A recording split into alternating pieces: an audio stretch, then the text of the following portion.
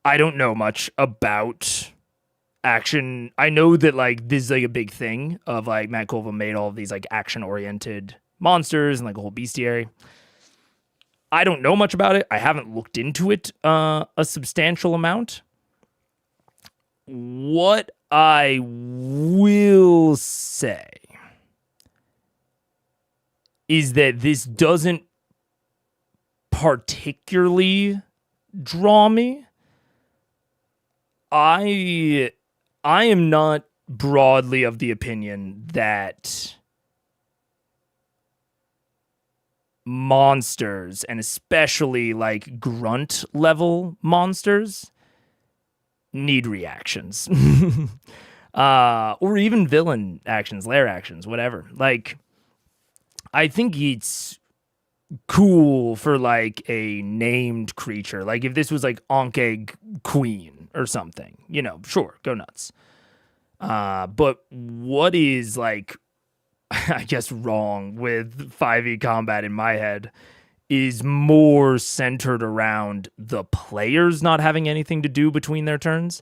If I, as a DM, want more to do, I will just put more things in the combat. The only reason that all of my combats do not have 10 monsters is because that's challenging to handle.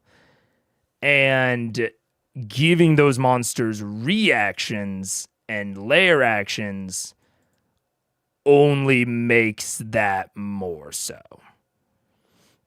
So, you know, like one Ankh warrior versus a party, it's intended for single adversaries. Okay, that makes sense to me. That makes sense to me. I think, yeah, which I like in general.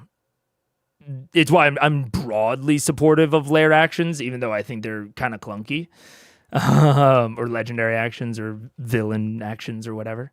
I think they're slightly clunky, but I like them a lot more than not on like especially big challenging adversaries. I think they should absolutely have a lair or legendary actions.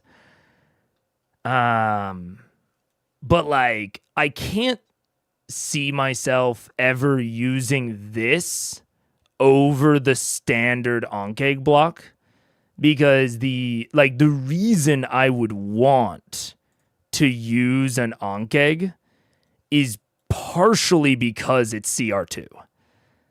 Like I know that like this CR8 is just like a result of making the entire stat block more interesting and robust. Allowing it to fight, 1v a party. But especially for something like an Ankh, I really can't see myself running an Ankh 1v the party. I would almost always want to have multiple. And the other thing I'll say is that this is leaning a lot into the acid, which is fine. And it does have this pull under, which I like. But the acid is the thing that I care the least about on the Ankh. I'm much more into their burrowing than their. You could honestly rip the acid out of an Ankh and replace it with more burrow shit, and I'd be down. So I don't know. I would say I don't have particularly strong feelings about it, but it is not. It's not the I see what it's going for, and I know that people generally have pretty positive views on Draw Steel and the villain design in that, the adversary design in that. And like in theory, a lot of it sounds like what I would like. Like I don't mind this on like single combatants, but I think for Ankhs specifically, I don't foresee me ever using a stat block like this, because honestly, it's just too powerful. That's like the big drawback on this to me, is that like I look at this and I'm like, this guy is just too strong for me to use it how I would want to use it. But I don't know. It's certainly interesting. Can you change the date in World Anvil to 8/12? Oh, yeah. La la la la la. Can I do that quickly is the next question. Well, I'll play CR while I try. Well, it's the man, so we just gotta kill the big boss. The big boss at the The bottom. little baby big boss. The boss baby. We gotta kill the boss baby. We gotta kill Alec Baldwin. So did we understand correctly that it's the baby that cried out is the big monster, the big boss? It seems to be the source of where all this started, Okay, and that's the thing that woke up the skitterers. or at least brought them to start attacking the surface. Okay, I just wanted to make sure it wasn't like there's a big boss and then there's skitterers and then there's also little babies that cry out. You don't know. This is all the information you have, but everyone speaks about Wait, this. did we know why the baby woke up? What woke the baby? We don't know that we yet. don't know what woke up the We baby. didn't ask that. Okay. Maybe we should talk to another dead person. Nah. I don't think they'll know. They're miners. Yeah. Not something in the mine that awoke it. Yeah. And we can Maybe like they were redo it. mining. I think anybody who was there who saw it probably died at the center of it. Yeah. We're trying to remember the very first game of Very D&D first game we we ever played, and Yeah, the floating baby head. Yeah, the baby. Keyleth Twins Grog were there. Yeah, that was a what was essentially a dead or like stillborn deity, like or a demigod, essentially in its own pocket plane. So does it have anything There are to yeah. do with this? Like, Roll a religion check. no, Do it. I'm Do it. bad at this. It's okay. I'm religious. Yes. He's religious. Yeah, if you guys want, we're having this conversation. You can help make a religion check. Luck of the day, yes. Oh, I mean, Natural 20. are you serious? No. Oh, don't fucking. No, I'm trying to make myself Tease it roll out. it. Jeez. I got a 19. Oh my god, I rolled a natural 20! Shut up! Shut up! So you really did? Yep. Good job. It's like Run Lola Run, where she's doing the roulette. And she's like, Vata many. Vata for mish. Okay. And you recall a while back that you battled with that entity that what was it called? Chrysothul. That's right. No need to pause here. I know all of this. This is all I do in my free time, guys. Make up shit for fun. Yes, sir. But that was not tiny. That was a very large entity. Yeah. Like to the point where you remember there was like a 20-foot wide well and a giant, like fleshy baby arm that slapped out and crawled it out, Yeah. kind of Akira style. They won't keep saying small on this one, so you don't know if maybe related in some way, but you're not entirely certain. It doesn't appear to be the same kind of thing necessarily. Not by the descriptor you've heard. okay. We're Corpse call it a good. small one. Good, guys. Call it small. We're super We're strong. good. We've killed ancient We dragons. still got a camp for the night, right? Yeah, we're camping. But we should camp in the trees, y'all, not in the ground. Oh, the trees. In case the things come up out. Yeah, you're the thick forest. All around. The edifice surrounds the mine. Great. Oh man.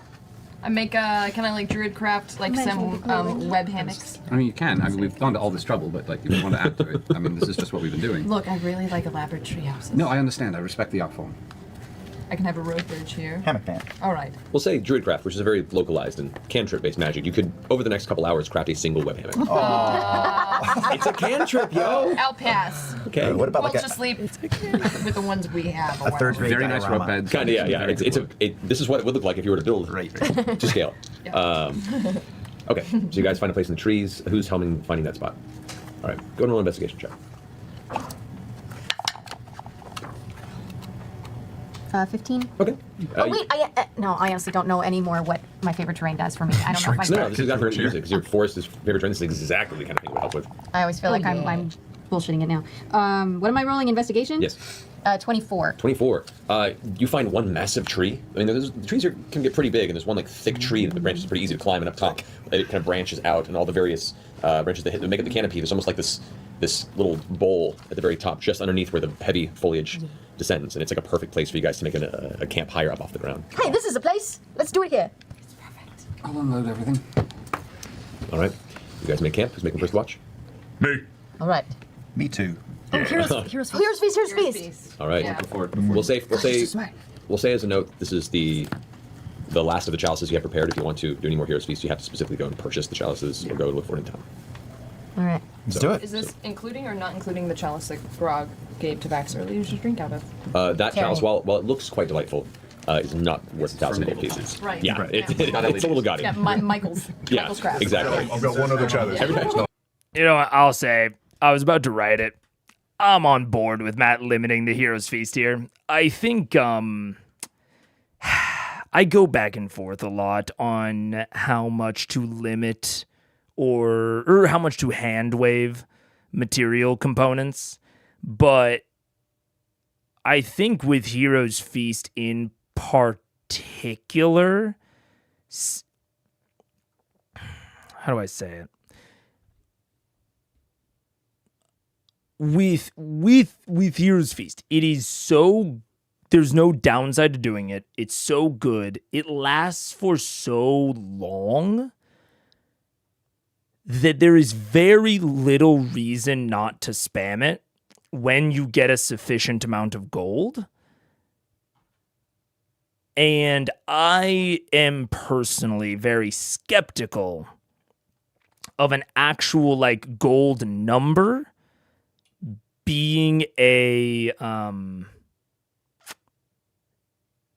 do I say it? Being a like sufficient discouragement towards spamming beneficial effects. So if we just say that it costs 1,000 gold, I think that's kind of negligible, I would say. At a certain level, that becomes negligible. I'm gonna make a nerdy reference, but in Magic the Gathering, I've been building a deck, and I've been getting a lot of advice because it's the first deck I've ever built. And one of my friends was like, "Okay, in a commander game, which you don't have to know what any of these things mean, but basically there are cards that, as part of their cost, you have to pay some of your life, some of like your HP." And my friend was essentially like, "Look, in a commander game, you have enough HP that cost is basically negligible when evaluating the card. Like, it's not actually negligible, but it might as well be." And that's kind of how I think about actual gold costs. Like, I don't think that even if you make it, be a jeweled chalice, I think that jeweled chalice could cost 500 gold, 100 gold, 1,000 gold, 800 gold. It's all the same. The thing that is actually controlling, in most circumstances, how often they use Hero's Feast is going to be how many chalices they have, not how much gold. Because they have hundreds of thousands of gold. They could cast Hero's Feast for the majority of the year. Or not the majority, I guess, but a decent chunk of the year, assuming they made no more gold. Assuming they made zero income. They could cast it for like 100 days, because I know that they have over 100,000 gold. So like that gold cost, for how good the effect is, it's negligible. The real cost there is the spell slot that it consumes, because, you know, that is limited per day. And the and in this case the chalice, but they're hand waving chalices, which I understand. Like I'm generally down to hand wave material components. I'm less down for it when it is something as radically beneficial as Hero's Feast, and there is like the only reason they wouldn't cast this before going into any fight is if they forget. Like if we ignore the gem crusted bowl. If we ignore the gem crusted bowl, the only reason not to cast this is if they forget. Which I think is bad. When it makes you immune to poison and being frightened. Like, I don't even have that much of a problem with like wisdom saving throws and advantage, hit point maximum, whatever. That's all fine. But becoming immune to poison and frighten and curing all disease and poison basically means that you are just removing those mechanics from the game. Like, I can't reliably use those in an interesting way as a GM. I can work them in and then, in one fight display like, oh, you were gonna be frightened, but you aren't because of Hero's Feast. And like, that's cool the first time I do it. That's not cool the third or fourth time I do it. But I either have to just not use those, or I'm going to end up using them like that if Hero's Feast is as accessible as 1,000 gold. Because this just really isn't that much of a barrier at the point where you're casting level 6 spells. So, I don't know. It's an expensive one-time use component. I'd say they need to specify that they're looking for the component when shopping rather than retroactively saying that they're looking bought it. I mean, this is the thing. This is essentially what I'm talking about is like, do you just hand wave the fact that it needs to be a bowl? It needs to be a gem-encrusted bowl. So far, they have just hand-waved it. They have just said, mark off 1,000 gold, and it just becomes a bowl, and it's fine. But I think for this spell in particular, and this type of spell, it's less fine to just hand-wave the fact that it's a bowl. I think you should need an actual bowl in a way that I don't think is necessary for a lot of spells. I think anything that consumes something with a gold cost should probably not be hand-waved, or else, yeah, it's basically free. Same with Revivify or Raise Dead requiring high-quality diamonds. Yeah. Like, honestly, I'm broadly down to hand-wave even a lot of stuff that is, that does have materials that are specific with a gold cost. A lot of times I'm down to hand-wave that.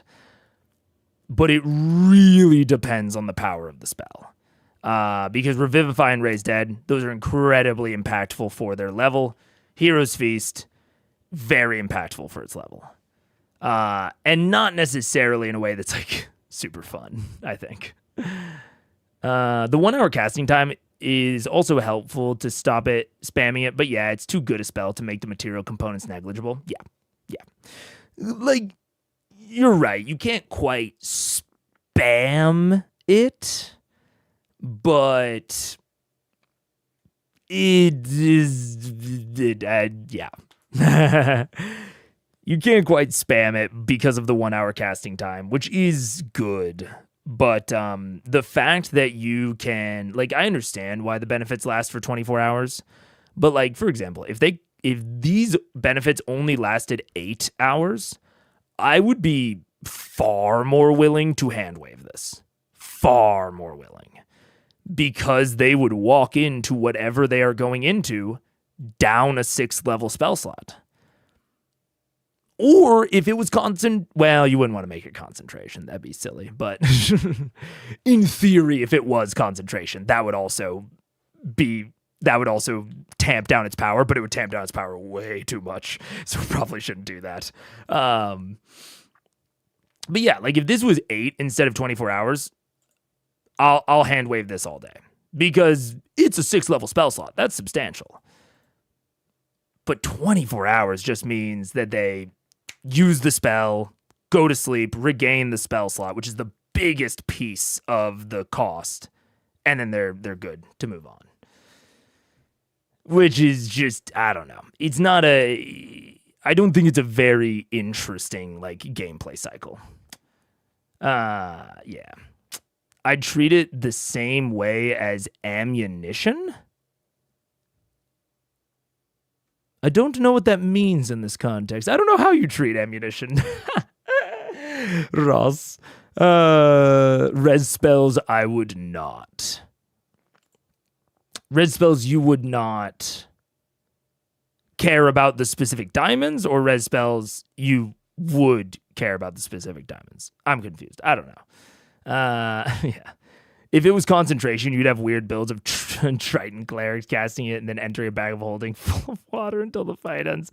Yeah, I agree. God, that's why I started to say concentration, and I was like, that's a bad fix. That's too weird. Do care. you do care about the material components for res. I don't know what we're saying. I'm getting distracted. It doesn't matter that much. But it stood out to me because I am generally in the camp of hand-waving materials. I don't care about them that much. But I wanted to highlight this because it is very much a gray area. It is a case-by-case basis in how much I care about hand-waving materials or not. Because sometimes they are, frankly, silly and, like, not necessary in any way. And, like, do not really do anything to, like, characterize the power of the spell.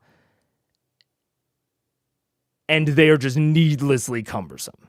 And then other times, they are absolutely necessary in reeling in the power of the spell. Like, they are fundamental to what makes the spell the level that it is and the lengths that it is. And if you don't have the material components there, parts of the spell would need to change. But then there's tons of spells where that's just not the case. So, I don't know. Every time you drink of it, you get glitter on your hands, and you're like, shit. All right. Yay, here's the All right. So, immune to fear, immune to poison, and advantage on wisdom. Marisha, do you want to go ahead and roll the additional hit points for yours? Yeah, 2d10, yeah? 2d10, I believe. We don't get that Fuck 7. this We up. lose in our 17. Lose our 17 speech. You do. That's why I didn't Seems take fair. it. Wait. Yeah! Oh, that's amazing! It's a 9 and a 10. So 19 additional hit points to all of you guys. How long if you give us a speech, how long does that last? Yeah, how... Temporary hit points last until they go down, or you get a long rest, I believe. Double check. But this is going to be a long rest? Sure. Oh wait, but does that mean we lose our temporary hit points on the Hero's Feast? You do. Well, no. They're different. You Okay. can, the Hero's Feast is in addition to your maximum hit points. Temporary hit points are different. Oh. Technically, those two stack. We're about to lose them. But we're about But you have to lose the temporary hit But points. At the top of the Give us a morning, speech I in the can give morning. us another Yeah. speech. Should you be so inclined, yeah. God damn it. Do I have to, like, do it? No, you don't. No. You don't. Fuck you, Travis. Fuck you. I think you can give the essence of a speech. Remember, this is kind of Right, I can do, like, you know, an interpretive dance, right? Up, That's down, better. down, Please left, right. Only if you actually do the ABA. interpretive. Yeah. Wait, 19 extra? He's giving you a look. Laser light show. Wow. With fireflies. so you guys. It's It's like a Disney Imagineer show. a speech. All right, it's a speech. Words. It is a Words. speech. You can give the essence of it. The idea here is you honing your public speaking You're gonna get skills. better at it, Keelan. Yeah. It's like public debate in high school. Exactly. Toastmasters. Damn. I don't know if I'm reading too much into it. I feel like I've never heard Matt that that staunchly shutting down flavor. I don't even feel any like particular way about it. I just don't know that I've ever seen it. And I can only imagine if I'm like trying to dig down into what emotions I might be feeling in this situation.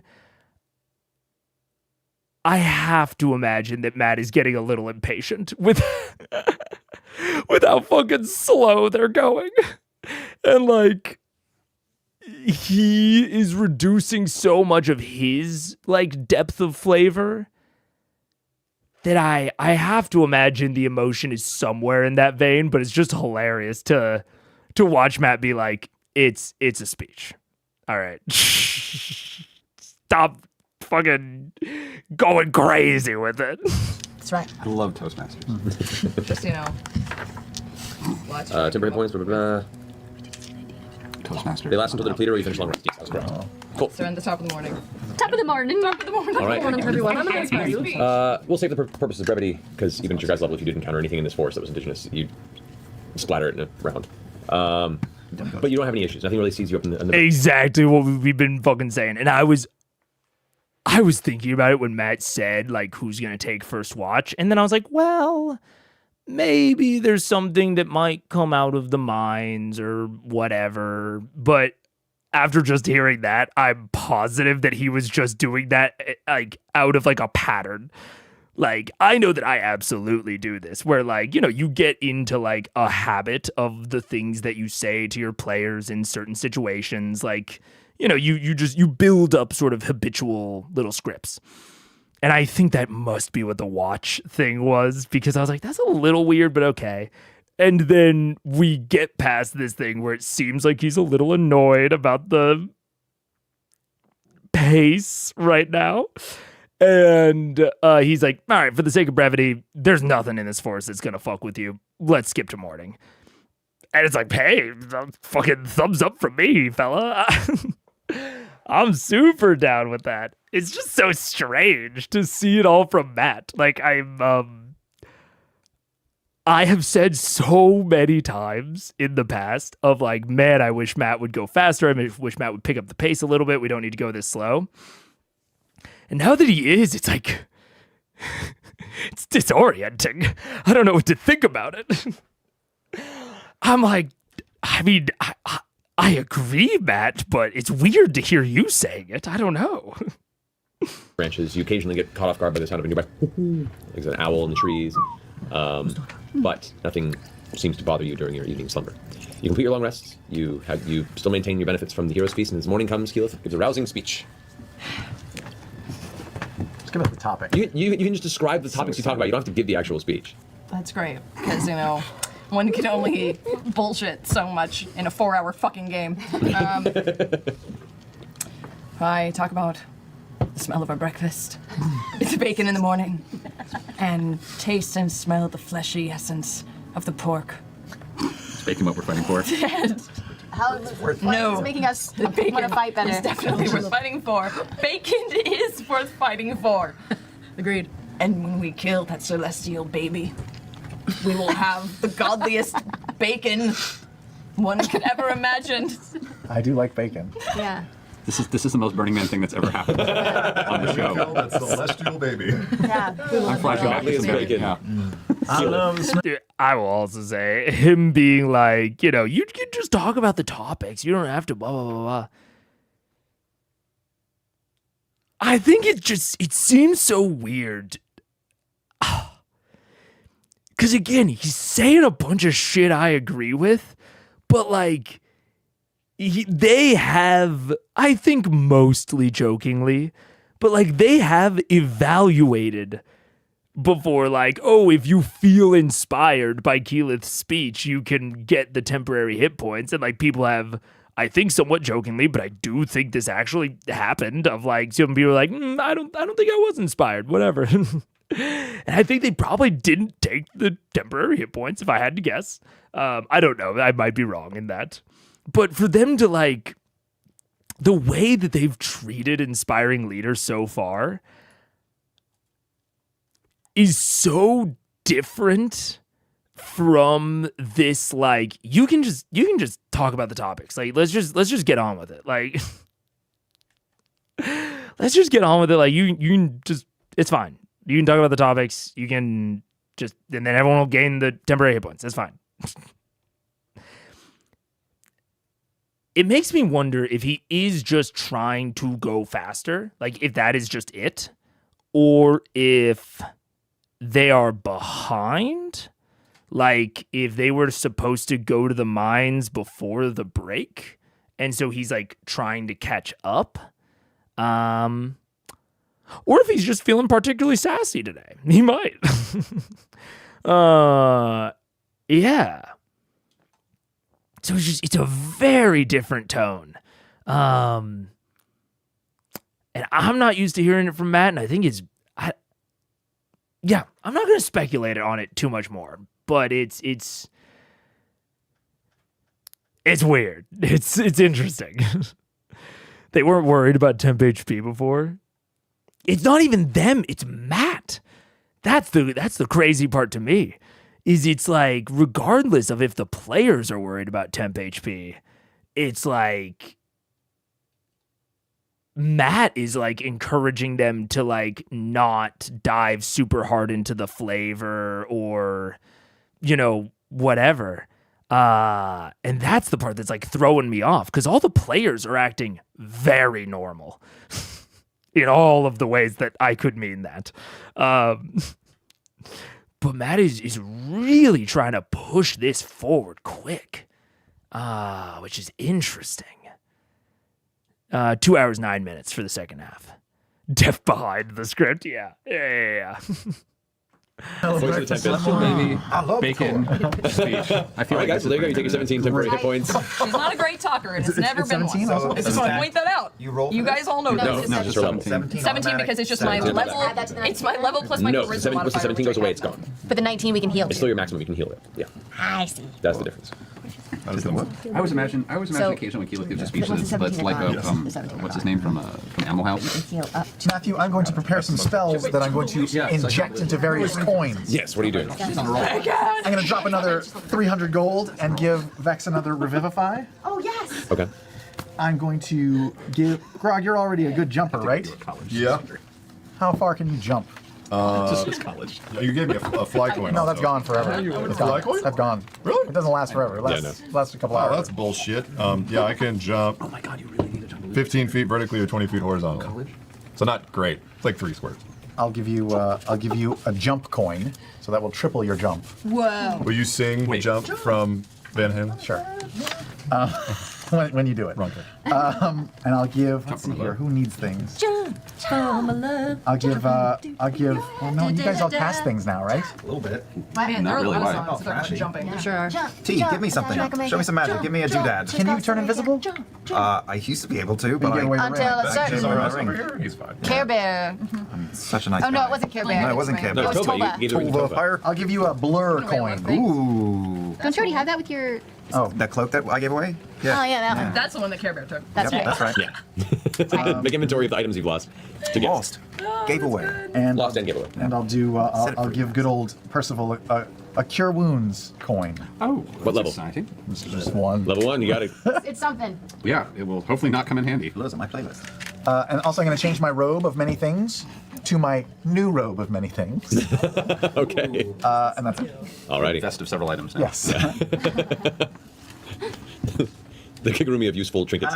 Oh, hey, maybe. Well, no, maybe would this be a bad idea to shoot an oracle arrow down into the bottom of the? I don't think. I think that's. I think it's been working out very well for us.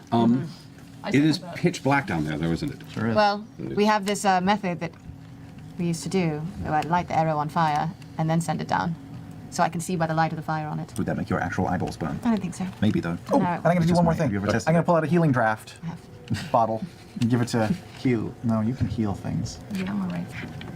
You don't need to heal. No, other You're people I normally gigantic.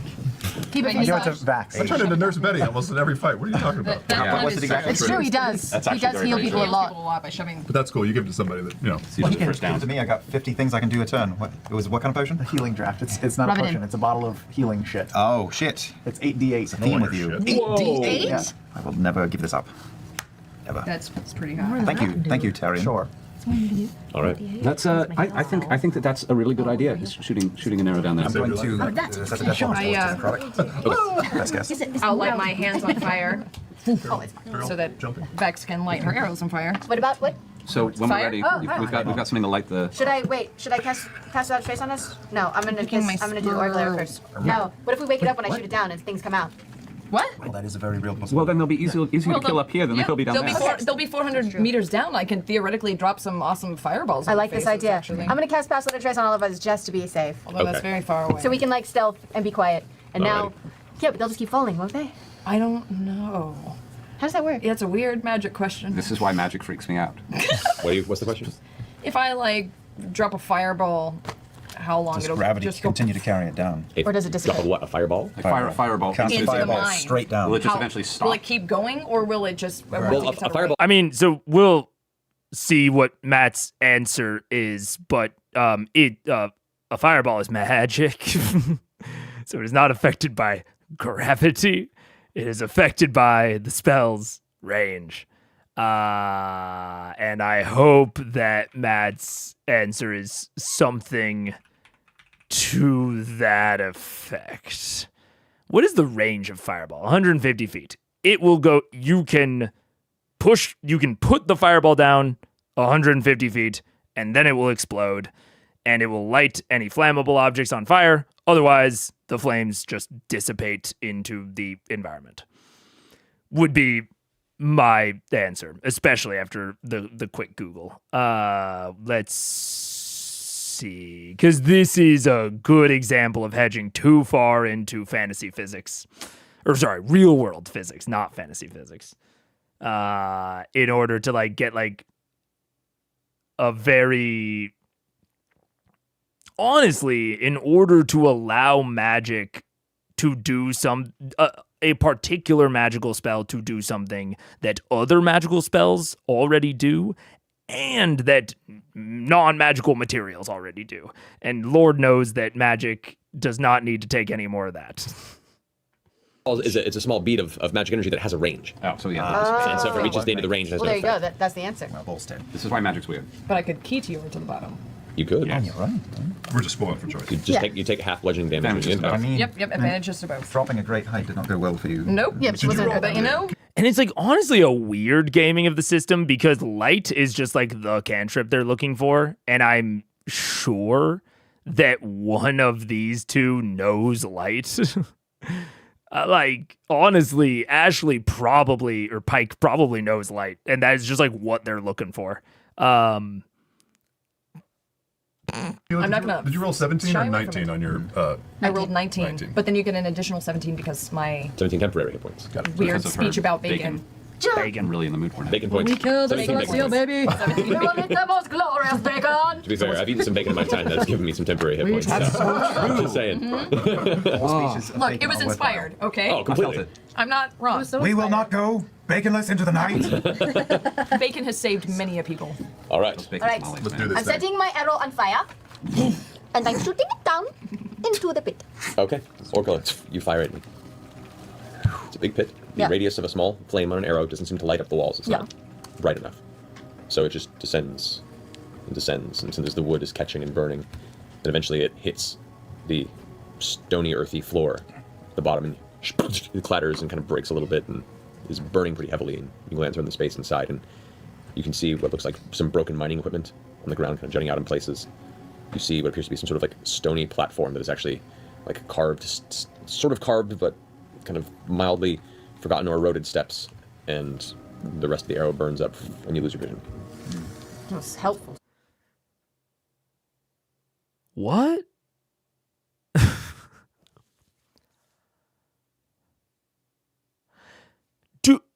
Do I not know how sinkholes work, or do they? Okay, so that sounds as though there is just open air to some sort of bottom, but the bottom is like hard ground with like fucking mine carts and platforms? Am I going crazy here? My understanding of how a sinkhole works is that there is earth up here, and then there is some cavern or space below, and the structural integrity of this part gives way so that when that occurs, I'll redraw this in white. So this is like the original cavern, and then this is like the original upper space. And like my I guess understanding of this is that it goes then like this? Or no.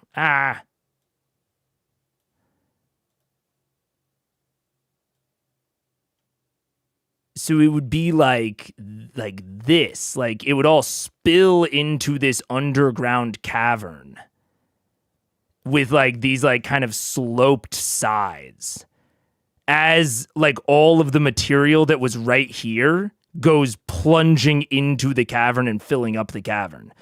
But it wouldn't result in like a straight downward shot. It would result in this like bowl of material that then if you went through that loose material would eventually lead you to like more material mainly. But like I guess eventually you could like dig down through this into like the cavern that all of the stuff fell into, but then just a bunch of stuff would be in there, like a bunch of debris.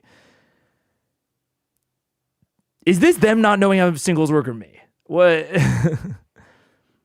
This might be another instance of Matt not understanding how things work. One of us doesn't understand how this works. I don't know which one of us it is. I'm not that confident in my understanding, honestly. But where would the stuff go? If it sinks down, where's this? Like, it didn't get, like, vaporized by a laser. I don't understand the scene right now. My guess is the sinkhole opened up, but it just happens to be above a super long shaft. So, like... But I guess... Like... If... So not that much top debris. He's using sinkhole and mine interchangeably. So mine shafts are not that much top debris. Oh, okay. Okay. I think I understand what you're saying. So it's like... Okay. I'm picturing a world in which my understanding is accurate and Matt's understanding is accurate. If there's like, so if there's like a mine that just exists like this, but then there are a bunch of already like cut channels and such that like go all the way down and possibly even go down to some sort of formation like this, which like I guess is not the craziest formation in the world, then you could have like theoretically a bottom that is constructed, and when the sinkhole forms, all of the debris from this shaft goes further down into the mines and is not necessarily representative of where the bottom of the sinkhole is. All of the top debris goes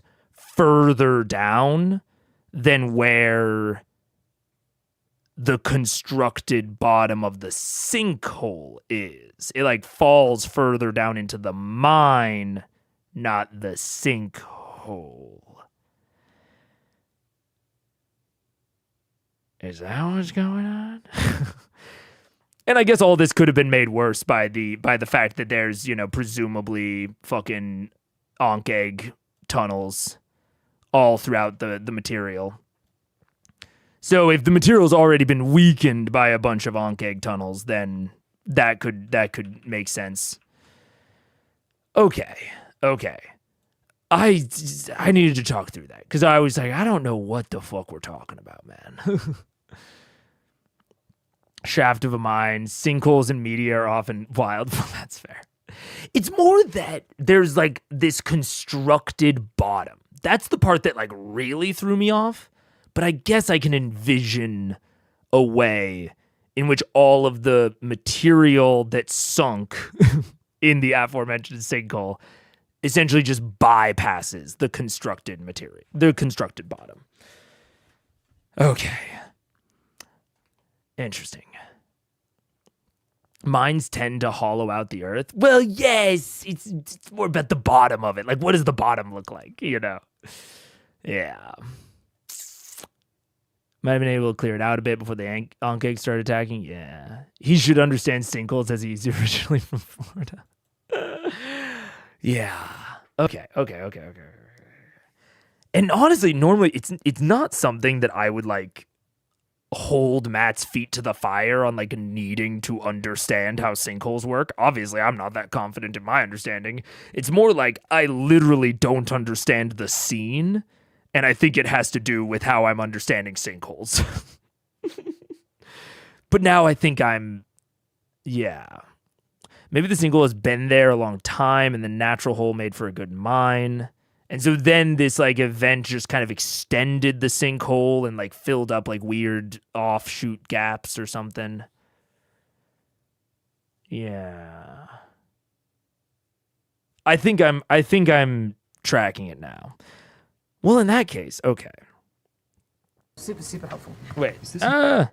In that case, I have trouble understanding why they wouldn't just wait until noon when they can ostensibly look inside of the sinkhole. Like there's no seeming time rush, right? Maybe they will. Maybe they will. Maybe they just haven't come up with that plan yet. But yeah, it seems to me like you just wait and then you can see it, right? I thought that wouldn't be possible because there would be a bunch of debris on top of whatever they would want to see. But that seems like very possible. It's worth it. It's worth it. Didn't cost us anything. It's true. I didn't see the great baby beast down at the bottom. And that's information we didn't have. Yes. And now we know. The great baby beast is not at the bottom. Potentially. In that small circle. Percy supporting his partner. It has a bottom. Okay, so we could take we could take the flying carpet down. A couple people could fly. We can take the flying carpet down. 2 flyers plus a carpet. The circumference of this thing is 4 flyers. massive. Plus the carpet. Right? Or the diameter. The diameter of the actual hole is maybe about... If she needs to. Football field? Not quite that big. I'd say it's about 150, 200 feet across. Stay away from the walls.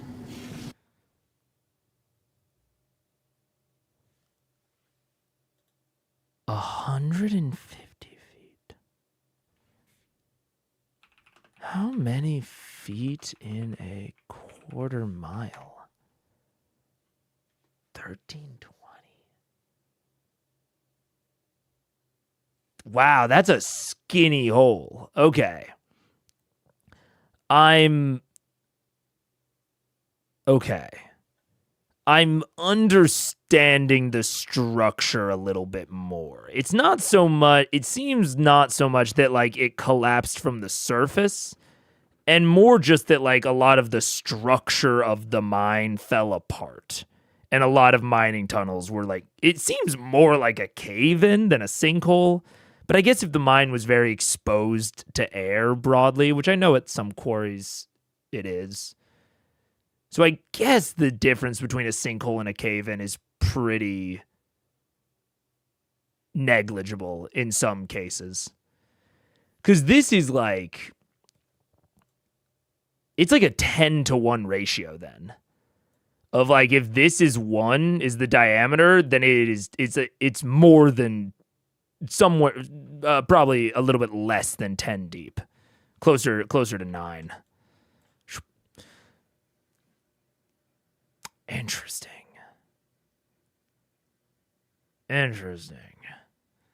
That is much more of a tube than I was picturing. I was picturing much closer to Travis, which is more of like a 1 to 5, because there's like 5 football fields in a quarter mile, because there's like 20 in a mile. So it is more of an expanded shaft. Okay. I'm starting to get it. Yeah. The sun doesn't always hit directly overhead, depending on location, on globe and season. Well, sure. But it would at least give them a better view inside.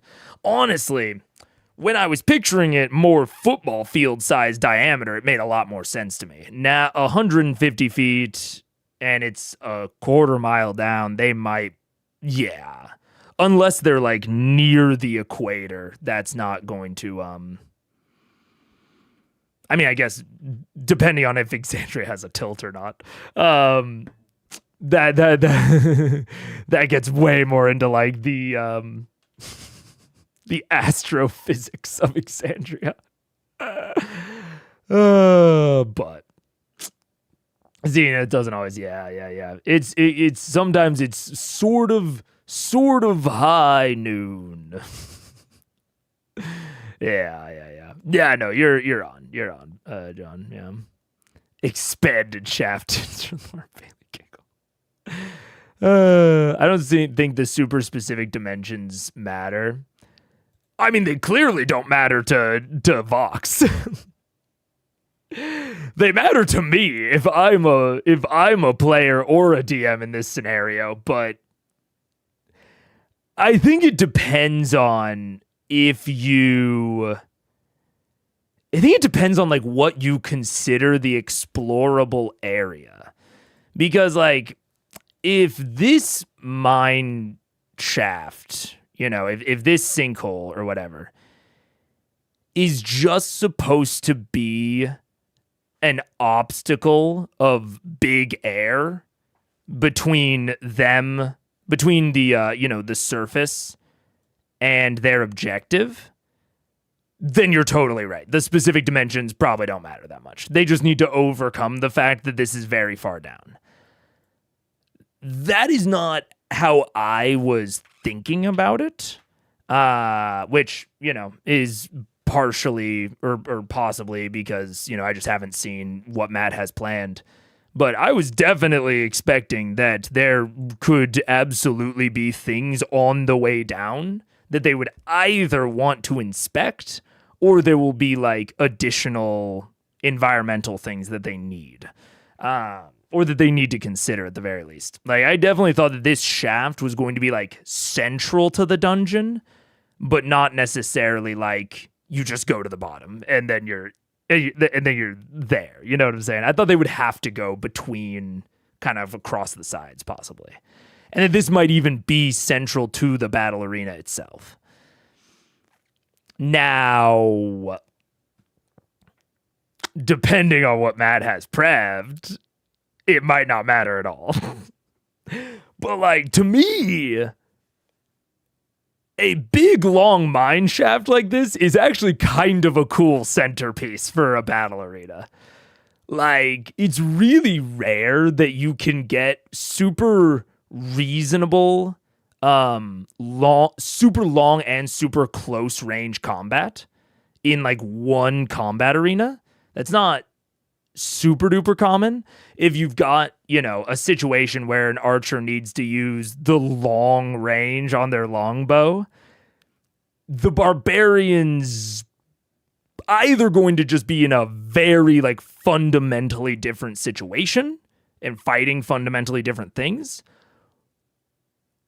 or there's like birds, or the barbarian doesn't matter. There's birds and they don't have flying spells, I should say. Or the barbarian, it just doesn't have anything to do.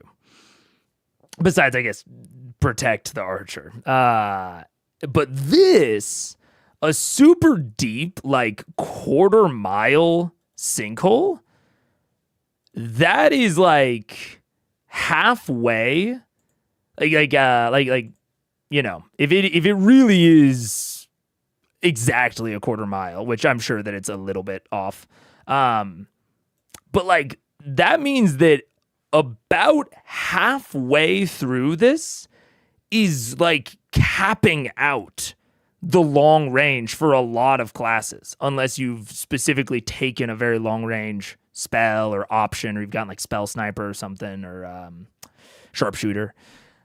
You're capping out your ranges halfway down this, which is cool. I'm into that.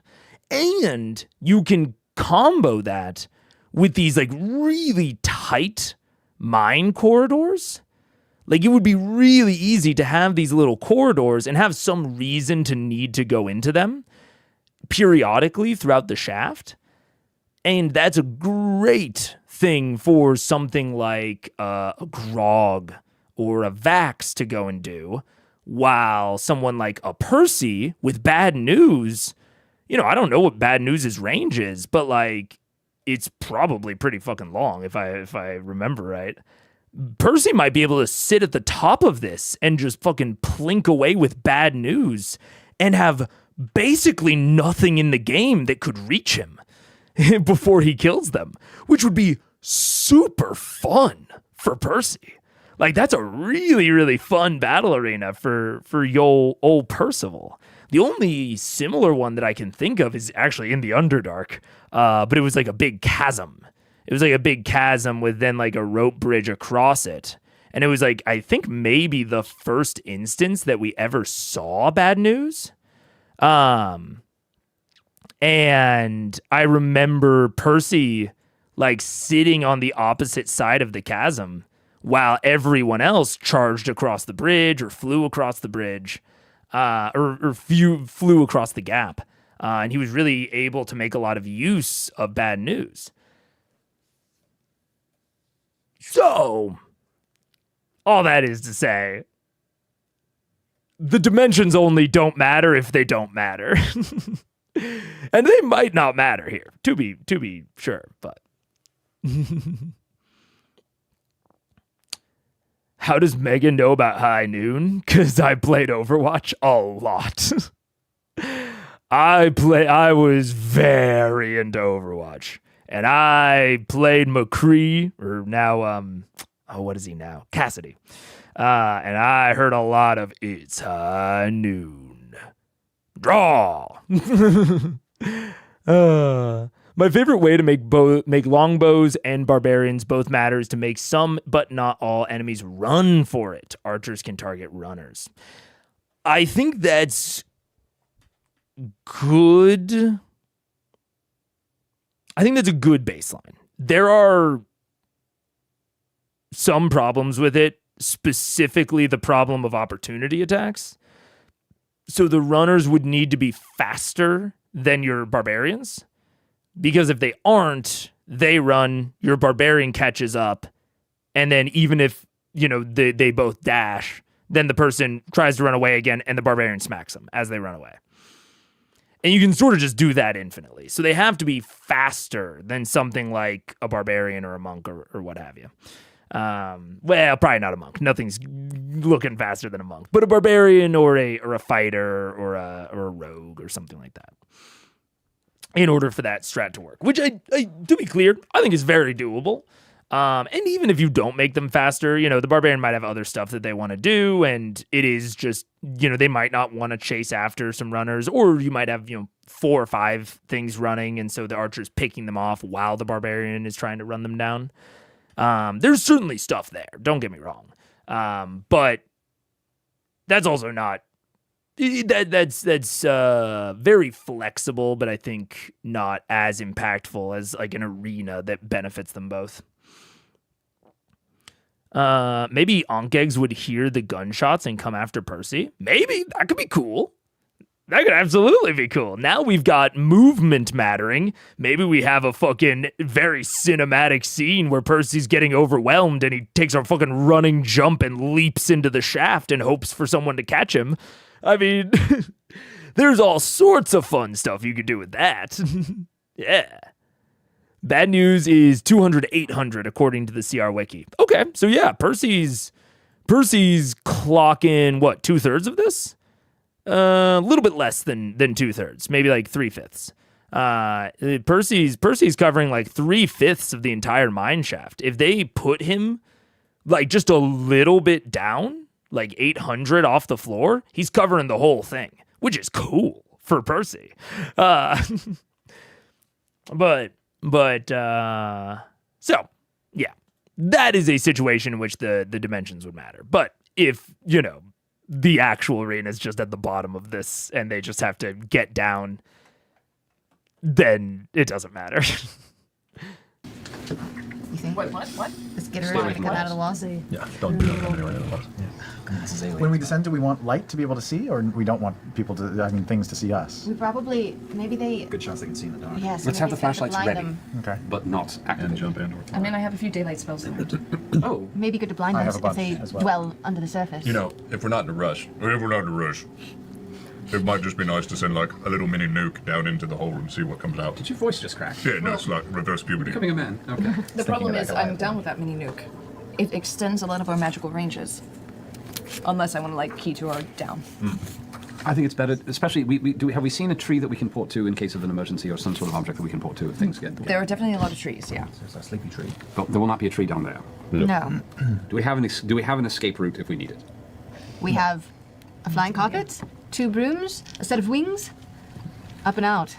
Well, all right. Just because there's not going to be... I can't ride the carpet. You At can't all? ride the... Yes, you can. It's a big one. Is it? Is it bigger than the first one? Yeah, It's bigger than the first one. That's right. So I can get on there with everybody else that needs to go? Well, The not only everybody. people who can get on it is Percy and Pike. Everybody else can fly. Unless Keyleth is out of... Roll. Yeah. Well, I can polymorph him. And we can also talk about how much weight can the carpet take. He's checking. I mean, you could technically just go on it alone, and then I could Hop on the broom. hop on the broom, Yeah, we are versatile as shit. hop on Vex's back, Vex's The back. one that you have, the 800 pound capacity. Okay. Up to though. you. We're good. It's just No, slow. you're like 300 pounds, right? No, I'm like, Slow. it's kind of arguable. I'm definitely over 300 Just in pounds. this direct liminal. Like this be. Three of us on that coffin.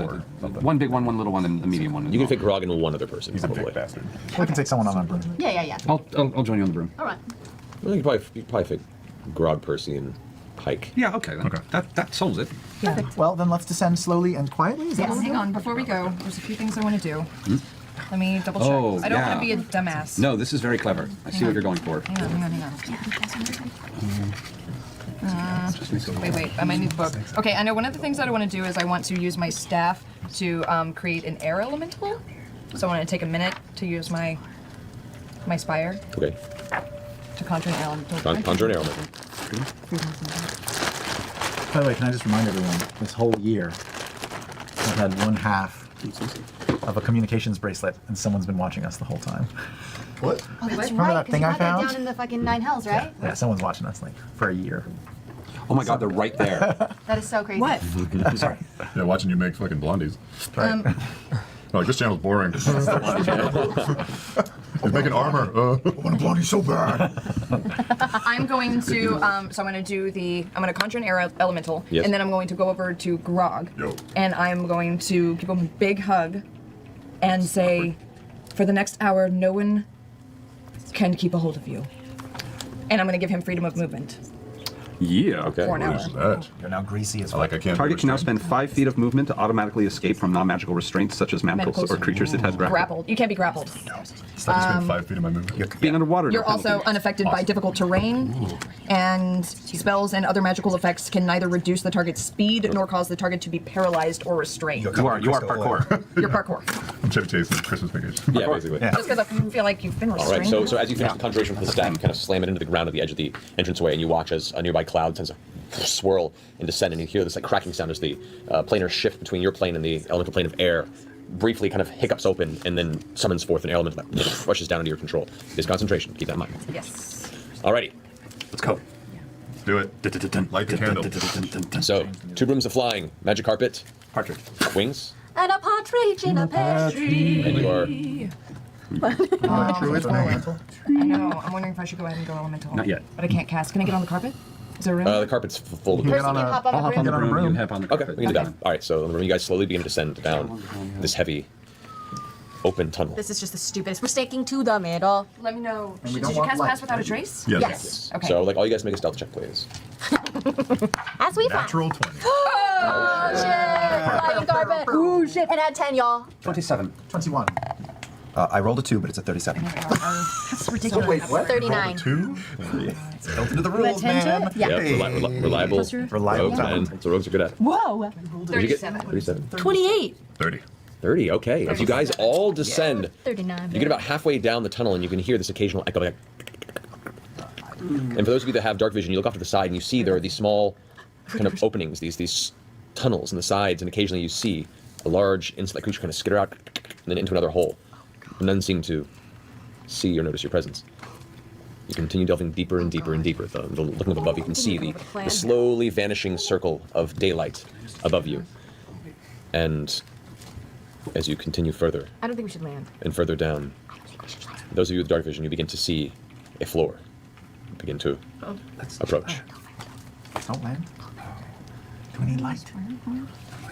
No, not yet. I halt the carpet 20 feet off the carpet. Okay, you halt the carpet. Whispering. We're whispering, but we're not whispering. So We're that, like, earphoning. people can We're actually hear. earringing. Yeah, we're definitely whispering already. Yeah. We're dangling. Can we see? This is a stage whisper. Can we see any little creature in the middle? of Make a anything? perception check. Okay. Come on, Can I, Pike. can I look too? Yeah. So I have You'll see. some sort of a better cloak over my helm, since it emits light always.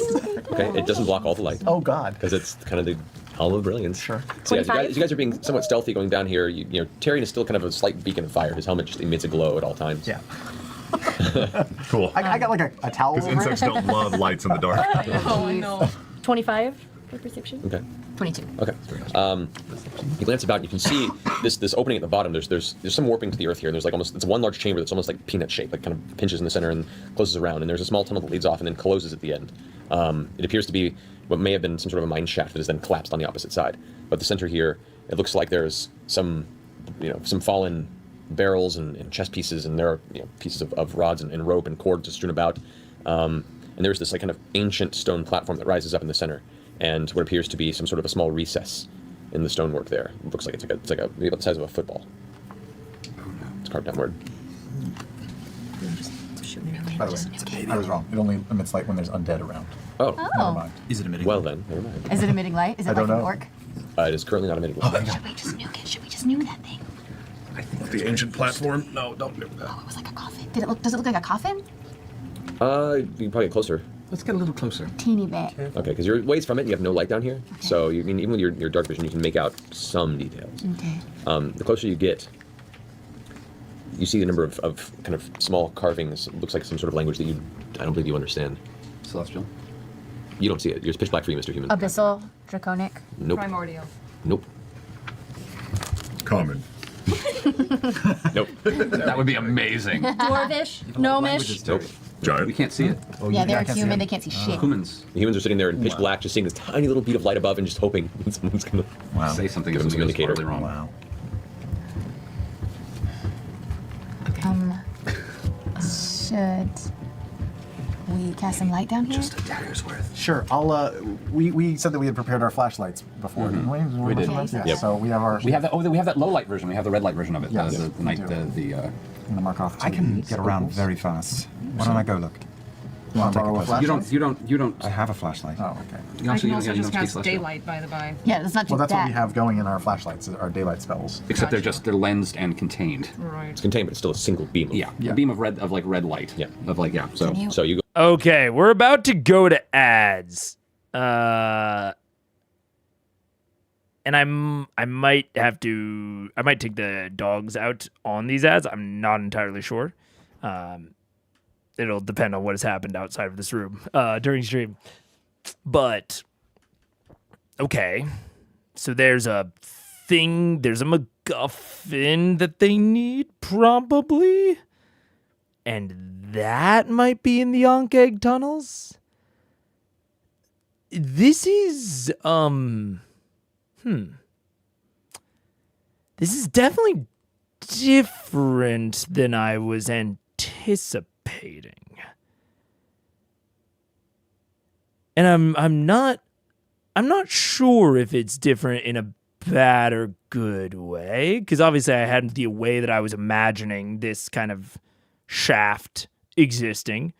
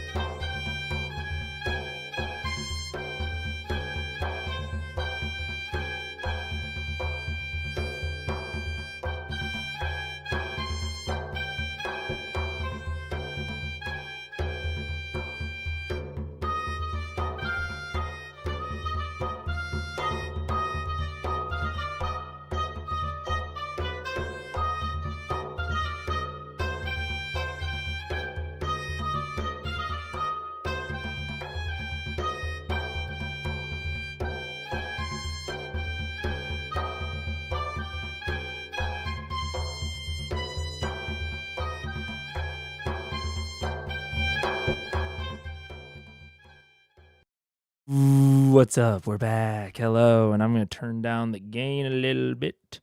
Okay. So right before I left, I was like, I don't know if it's like good or bad because I don't really know what Matt's doing here. He's doing something very different than I anticipated. Because when I heard mine, my mind immediately goes dungeon and dungeon crawl.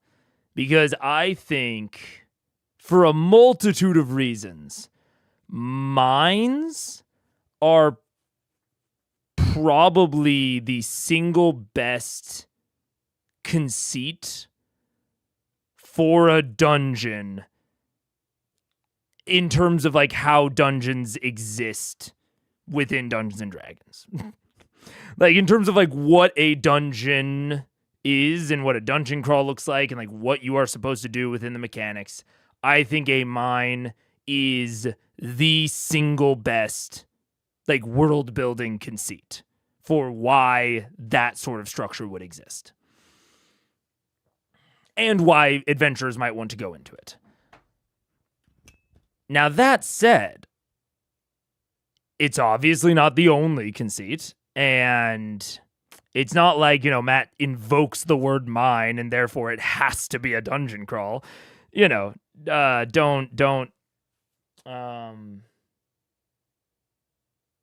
take that to be, prescriptive.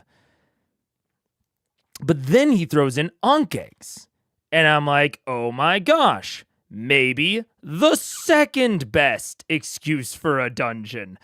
Like having natural structures or non-natural structures, constructed things that are being interacted with by a burrowing hive-like entity is a great way to expand a space that otherwise couldn't be a dungeon because it wouldn't make sense with how small it is, but you can use Ankh eggs and Ankh egg tunnels and things like that to essentially increase the natural size and turn it more dungeon-sized. So I hear two separate things from Matt that lead me down dungeon. But then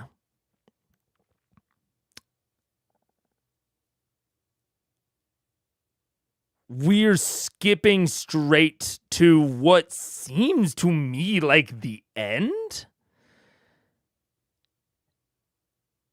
And I could just be like misreading what this is. This could be the entrance to the actual dungeon.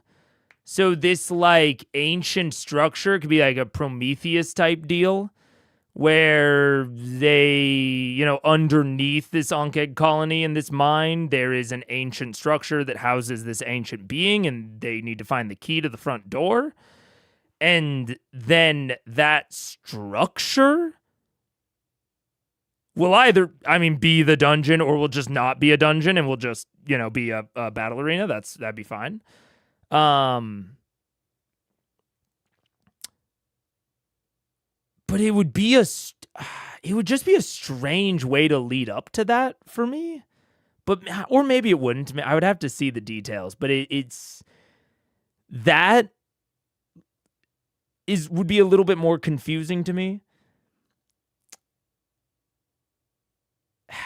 And I don't want this to be all like negatives because I do see some interesting things that what has happened so far. I see some interesting things that it allows.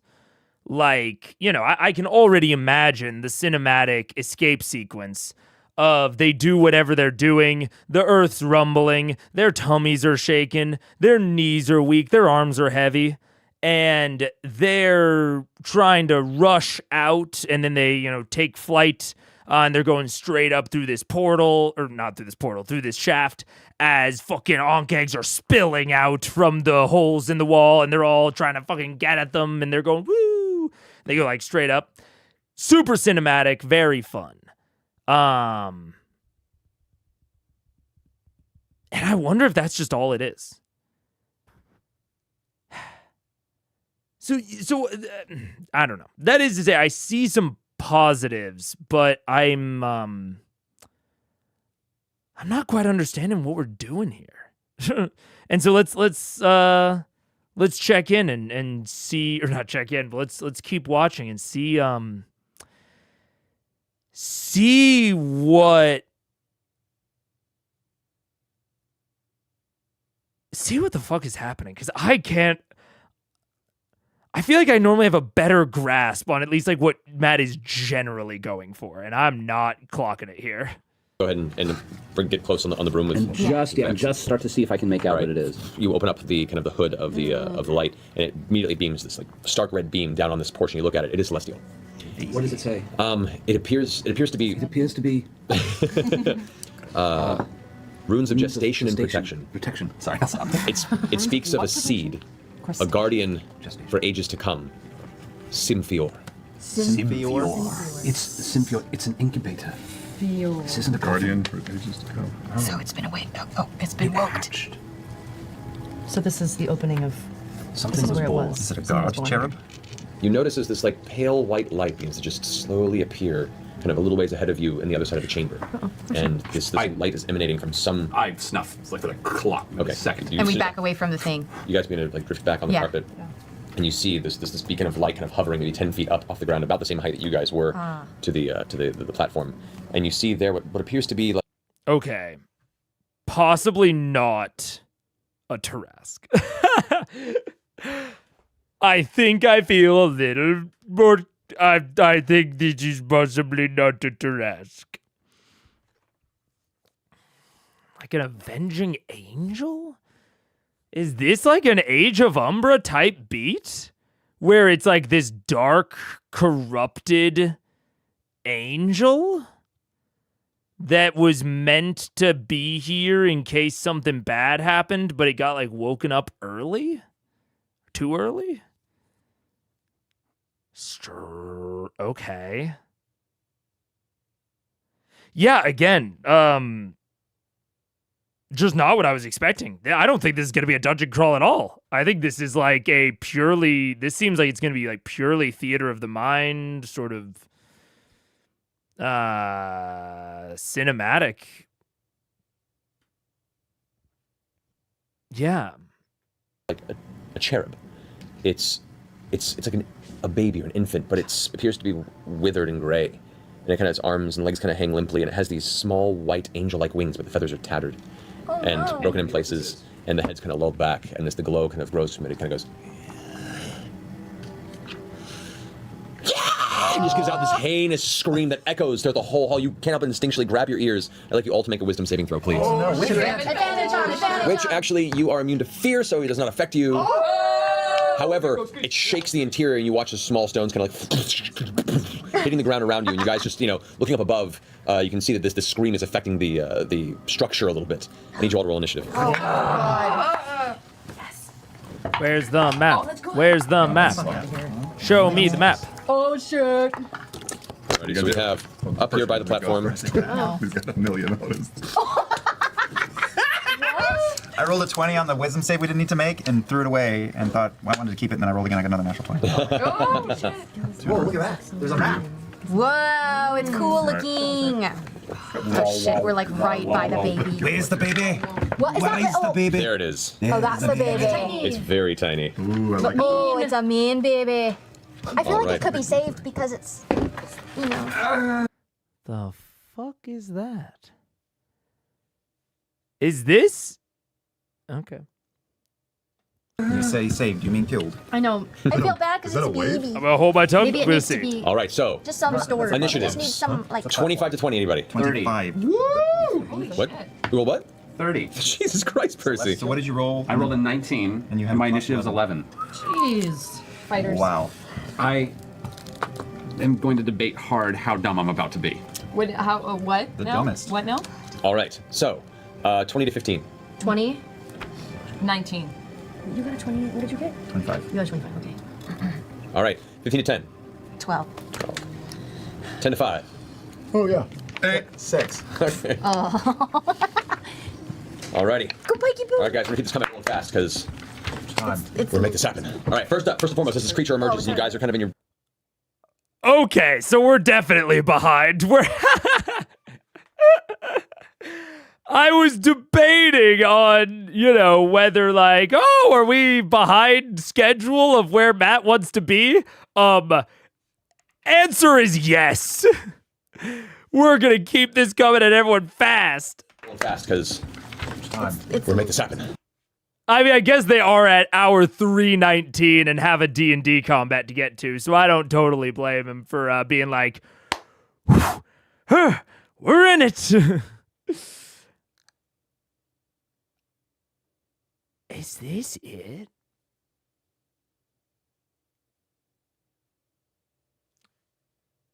Is this... I need to see another, like, good image of it. But it seems as though the arena is this. Where, like, this is the raised platform. That is my current impression of the arena. Okay.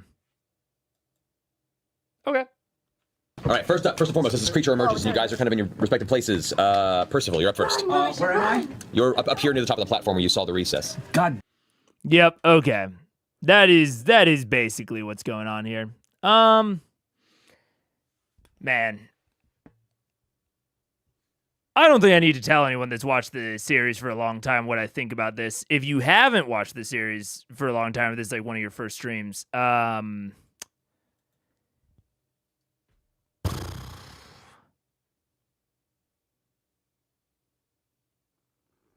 Boy, howdy, is it boring. Like, it's not a total white room. It's not... It's not completely just an oval, but it's not that far away from just being an oval. It is a slightly deformed oval. It's got a little bit of shit there. And then, this slightly raised platform, but it doesn't even look like it's like maybe it's 5 feet raised so you could get cover behind it, maybe half cover.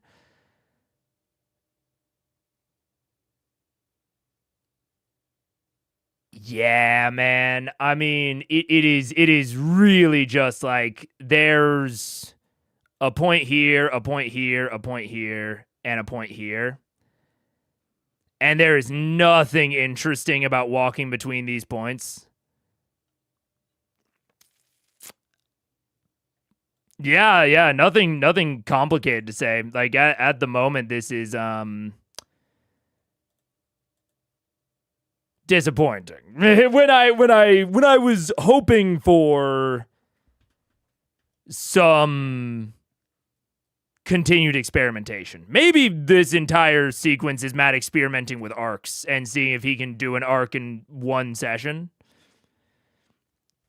Because is this still Terry on My Wayward Son? No, it's the Minds of Many. So I guess 2 sessions. Yeah, I guess this would have been, maybe this is a test to see, like, can I fit this, can I get everything in completely within 2 sessions? Beyond that, I don't have much to say about it. Damn it. Okay, so I'm far away from that little bugger. Yeah, if you're on the opposite side of this kind of double Okay, chamber. I'm going It's all to up from there. I'm going to hop off the broom. Okay. So Actually, no, you're gonna move towards it. I assume. I'm so far below you in the initiative though. Okay, that's fair. Yeah, he's 1 year 5. It's glowing, right? So we can see it even if we don't turn on flashlights and things? You can see it, yes, but you cannot see the terrain around you. I'm sure we're going to try and talk to it, right? Yeah. We Maybe are. it knows my family's name. Madness, are you? So, first, what are you doing? I'm going to hop off the broom, activate my boots and activate my gloves, and start running towards that little through that little the choke point, and I'm just going to get as close to and possibly on the wall of that choke point as humanly possible. The other side of the choke point. You can get about there. You don't quite get to the wall. Okay, you can get about there. You can get further, but you're currently creatures out of your view. That's fine. That's as far as I can get right now. That will be just fine. So I've activated. Yeah, I've the gloves charged, the boots are on, and I'm heading towards the wall. Okay, that's your turn? Yeah, that's right. So that's everything I can do. Okay, boots on. I'm going to arch over to 10 feet away from the baby. All right. What about there? Yeah. Where I am, is it straight up or am I covered over here? No, it's straight up. This is the, where you see the walls are right now. Even this is kind of collapsed about here. In fact, I'd say probably just to keep it easier, also that's a collapsed entrance there. Okay. But this is all just a straight up hole in the ground. It's like it slowly funnels as it gets to the bottom. Wow. All right, so I'm going to use bonus. So action, bonus action. I'm going to cast Vow of Enmity on it. Alrighty. Then I'm going to throw Whisper at it. Alrighty. That is a 33 to hit. That hits. I'm going to cast Divine Smite on it. Good job. Kill that celestial baby. There's a lot of dice here. Get all the bacon. 2 is 10 plus psychic damage is 11. That's not very good. 11 plus Divine Smite is 12. 19 plus sneak attack damage. 19. 21. 26, 28, 29, 34, 36, thank you, 38. Nice. 38, and there's nothing extra because it's celestial. Correct. Not a fiend. All right, so that was bonus action. I'm going to use my action to then just fly away from the fucking thing. 100 feet away diagonally up into the tunnel, where I can still see it, hopefully. I'm hasted. Right. But your action... Movement was to get there. Bonus action for Vow of Enmity. Correct. Action to attack, and then my hasted action I can use for dash, hide, disengage. Correct. Dash is your full movement, which is... 60 normally, 120 feet right. hasted. I didn't make these rules, all these items. I know. Okay. Cool. So you... Diagonally up. I mean, you're basically against the wall. I'll fly by my sister, how's that? You fly by your sister? Yeah. Okay. Yep. Okay. No worries. That ends your turn. All right, Pike, you're up. Okay, I'm going to cast Beacon of Hope. Actually, sorry. Before the end of your turn. Oh, shit. So I'm going to go ahead and use legendary action to use a terrain shift. It's just a baby. Oh no, we're in its lair. My baby back, baby back, baby back. As you stab the creature, it kind of, there's a horrible sucking sound, and you dart back. It kind of looks over your direction. The wings kind of flutter once, and it brings its arms out as it does. And you land next to your sister. You feel the air around you begin to freeze and cold. Like this energy's kind of just you feel ice crystals kind of condense around, and both of you feel the air in your lungs suddenly begin to freeze up. And you both of you guys make Constitution saving throws. Thanks. Come right next to me on that one. Natural 20. Nice. What am I doing? A Constitution? Constitution saving throw. 9. Alrighty. 19 points of cold damage to you, Vex, and that is 9 points of cold damage to you, Vax. And while you manage to pull out of this space of condensed cold, Vax, your sister, however, becomes stunned for one round as your body is frozen and locked in place. Do we see any of this happen? You watch like the air kind of coalesce into this frozen area, and while the broom's still holding you aloft, thankfully, you are sitting there in place, and the ice kind of falls and clatters and slams on the ground below you, sounding like the shattering of 100 pieces of crystal across the stonework. Pike, now it's your turn. Okay, I'm going to cast Beacon of Hope. Okay.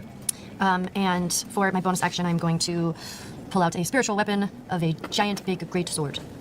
Yeah. Giant baby rattle. That'd be like. Speaking of opponents of... Don't fire, play with this. Okay, level 2, spiritual weapon. Where are you putting spiritual weapon? Right in front of the baby. All right, I believe you get to make an attack with it if you do. Yeah. All right, so... Oh, but I don't know if I want to hurt the baby. Did you do any damage? Yeah. Let's go roll for attack on that. Oh, that's not so good. So you roll d20, add your spell attack modifier. 13. 13. Woof, it swings, and the creature just like flaps out of the way and avoids the blow. Piece of dice crap. Are you gonna move it? Oh yeah. Wait, I'm resistant to cold. Travis just reminded me. I have cold resistance because of my Vorgal armor. You do. Does that mean I roll again for? No, you take half the damage, but you're still stunned. Nice. Oh, okay. So that was 17. Oh, you take 9 damage. Yeah, but instead of 18, which is what you were taking. Oh, All so right. add 9 back. Yeah. All right, so do you want to move with your turn? No, I'm going to stay. Okay. I'm going to stay. So we're on the carpet, right? You guys are Percy and I on the carpet? I'm not on the carpet. You're not on the carpet anymore? Oh, that's you weird. guys. I'm going to stay on the carpet. You can move the carpet forward, though. Did Beacon of Hope get everybody? Beacon of Hope. The range on that is 30 feet. 30 foot range gets everybody except for the elemental. I think. That's cool. Okay, don't forget. What do we get? Beacon of Hope. You have advantage on wisdom saving throws, death saving throws, and you regain the maximum number of hit points possible from any healing. Advantage on. So, Yeah. Alrighty. Then your turn. Yes. All right. But death saving throw is huge. And healing is huge. End of your turn. The creature over there kind of goes, and you watch as the ground right beneath the carpet explodes, like it just peels back as molten lava suddenly begins to just spill up in a column beneath you, splattering up into the back and over the top of the carpet. I need everybody in this cluster, this 10 foot by 10 foot section, to make a dexterity saving throw. Great. Not good. Maybe I'm lucky. I don't think you're on. You're not on. Oh, am I not on? Where am I? You're over on the corner. I have no idea where I am. See that thing? Where's over here? You're next to the big white thing. I am? So Grog, Pike, and Keelan. Oh, well then never mind. Danger sense. 17. It doesn't 18. show up on the monitor. That's Danger sense 18? 18. 17. Natural 20. Whoa. 20 plus what's your... 1. 21. Pike's the only one Not who too made it. bad. What? So Pike, you suffer 21 points of fire damage, Oh my half gosh. because of your armor. Okay. So you only take 10 points of fire damage. Okay. I need you to go ahead and make a concentration check on Beacon of Hope. Oh. You got this. You got this, Pike. Just roll Constitution saving throw. Molten lava. Yep. I can always Keyleth and Grog, you guys both take 42 points of fire damage. Oh, it was nice being I over hit 250 for a little mine. while. Okay, so fuck. hang on, wait, math. The ground below you, 41? Oh, wait, no, what is it? the ground below you right now is currently in flames. You guys kind of have to stick around that space there. So the open ground now is just billowing flame and lava now, and in the area around that platform, that area is just searing hot. So roll for 5. a 5 with your. Yes. Yeah, you lose beacon of hope. Ah. Sorry. All right. What do you have to get above half of the damage you took? Is that what it is? It's you have to do half the damage you took or 10, whichever's higher. Do we stay on the carpet or we knocked out? I hate my dice. You guys, I mean, you can choose to stay on the carpet. You just pull out of the way, and now just this area is just billowing with lava and flame. Right. Keyleth, it's your turn. Okay, I'm gonna take and control my air elemental and send him over. All right. You took how much damage? 42. 42. Make a concentration check. Constitution saving throw. So what, I have to get over. I have advantage on these. Yes, you have to get over a 21. Over a 21. 21 or over. Okay. With 17 plus 4. 21. 21? You just maintain concentration. Good roll, good roll. Thank you, Gil. Thanks, Gil. I rolled a 20 tonight with you. Okay. All right. So I send him over with my staff. He has 90 feet fly speed. 90 feet flying speed? Yeah, he gets over there easy. Plops on over. And he's going to go ahead and do a whirlwind, which the creatures in his space have to make a DC 13 strength saving throw. Okay. This, nope. This is not a very strong creature. That's kind of what I hoped. They take 3d8 plus 2 bludgeoning damage. All right, go over the damage on that, yeah. Oh, that's nasty. 12 plus 7 is 19. Yeah. 2. Plus 2, so 21. And they were flung up to 20 feet away from the... So, okay.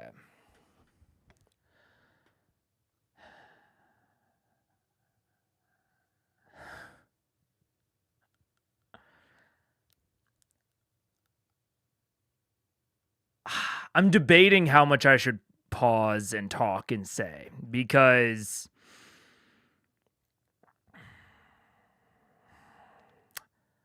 I don't...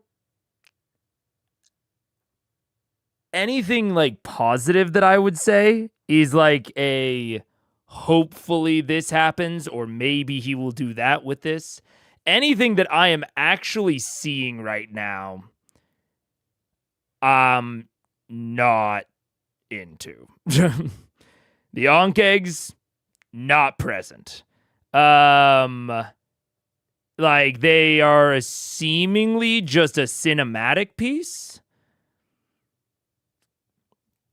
or they are just absolutely bypassable via one check, and they're not going to get involved in this combat at all. Like, so, it's a good example of, like, I am surprised that it has this weird malformed celestial. Okay, it has a cold aura. Sure. Cold, death, whatever. But then it also has lava magma pools. For some reason, even though we have an established thing that could come out of the ground suddenly. You know? It's like, why? I'm just like, I'm very like confused, and none of it seems to fit together. Like, why are we in a mine? It doesn't seem to matter. Why are there Ankh eggs? It doesn't seem to matter. Why can it control lava? I don't know. It's a powerful monster, I guess. Like, and it's weird to me because there are so... Why are we in a tiny 2-room arena that is only just barely not a white room when we have an arena right above us that we could fight in? Like, I'm just really struggling as to, like, why there are all these things included in the narration for this to boil down to something that seems like it was procedurally generated. Like, everything until, like, the minis hit the table, I could see, like, a connective tissue between, and I could see ways that they could all work together and, you know, set pieces and things that they could accomplish. But this actual fight feels like Matt used random roll tables to construct the arena and then random roll tables to construct the adversary. Like, it feels random at best. Even in places where it could have used pre-existing things within the scene. And just didn't.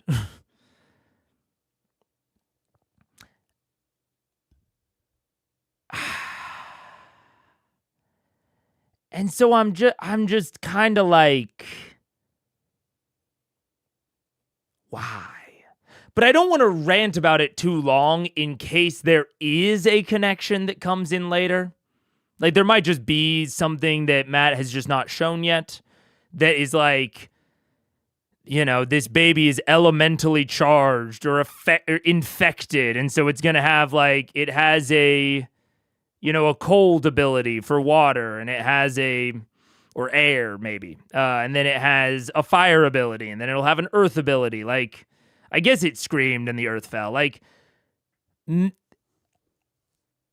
I don't think it's actually random, but it seems very random right now. Like, I'm not seeing any of the thought. This more seems just like, I don't know. It's yeah. Is this just you sad that it didn't match what you made up in your mind? No. I'm sad that I just don't like it. Like, I don't want to use the objective phrasing of, like, it is bad. But I am sad that as a plot beat, it feels random and low stakes, and it is like there's just nothing for me to care about in terms of it as a plot beat. And so I thought that, okay, it'll be nothing. I just won't care in terms of it as plot, like with Hodis. But there will be something cool or special or interesting in the actual combat. And I'm also not getting that. Like, maybe people are just into the whole, like, cursed angel thing. That doesn't particularly do it for me. At least without, like, some stuff to back it up. Like, you know, the scream at the beginning is a fear aura. Sure. It's not Matt's, well, it's sort of Matt's fault, but not fully Matt's fault that didn't work because of their Heroes Feast. That fits. That's on theme. And then this cold ability, I'm like, okay, that's still on theme if I don't have to stretch that much for that to be on theme. And then this lava pool shit is like kind of the straw, or the last straw, or not the last straw, I guess, but it just totally takes it out of being like a cohesive creature for me. Now it just feels like a random grab bag of abilities. It feels mostly like a red dragon, but small and with cold aura. Like, the fear aura and the lava pools are just, we're back in Thordak. And I didn't love the Thordak fight either. And the arena's just nothing. I mean, there's nothing, I'm not going to go on as long of a rant as I would if it was just a white room, but there's nothing positive to say about it. There's just nothing going on here. It's like, even if he doesn't do what I thought he was going to do, I would still want him to do something interesting. And maybe he cut some stuff for time. I could see this, especially given his, very out loud pacing concerns. Maybe this is a situation of cut content where he wants this fight to go faster, and the content that has been cut has resulted in it feeling disconnected. But I don't know, man. I don't know. Yeah. Elemental in a random direction and knock prone. Okay. That's going to fling him 20 feet into the wall. 15, 20 into the wall right there. And prone. And I knock prone. Yep. Stupid baby. And then do I still have line of sight? To it right now, no. You have to get off the carpet to go. I'm gonna get off the carpet and walk over just to where I have line of sight. Okay. Right? Yes, at the top of your turn, by the way. You suffer 8 points of fire damage by the proximity to the flaming platform there. Even though my mantle allows me to ignore the penalties of dangerous weather. It's not so much a weather effect, it's more that there's a heaping column of molten lava. How many, what? 8 points of fire damage. And you should make another concentration check. Oh no, another concentration check. I'm a war caster though, man. Because that's 8, so I just have to get over a 10, right? Yeah. What is this considered, like a Underdark or a dungeon or This is considered subterranean. subterranean? Okay. Cavern. All right. So, all right. So you've done that. I'm having trouble visualizing this arena you were expecting the fight to happen. I mean, I'll be 100 with you. I didn't really have detailed expectations around how this would look. But I will, like, I can give you a visualization of, like, the arena that I ran Onkegs in. Like, we talked about it earlier of, like, there was a chasm that had, like, a narrow bottom and then Onkeg tunnels along the sides, which is basically what this is. Like, if we just enclose either end like this is basically the chasm that I ran.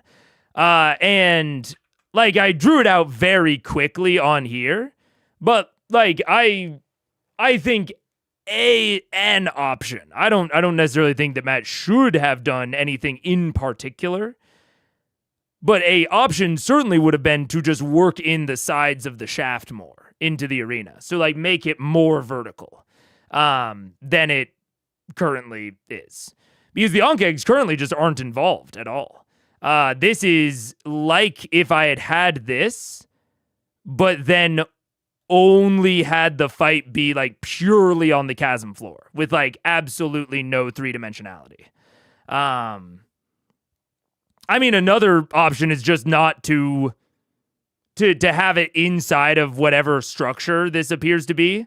Like, this cherub just, like, kind of came out of nowhere and just immediately saw them without any sort of checks or anything. Like,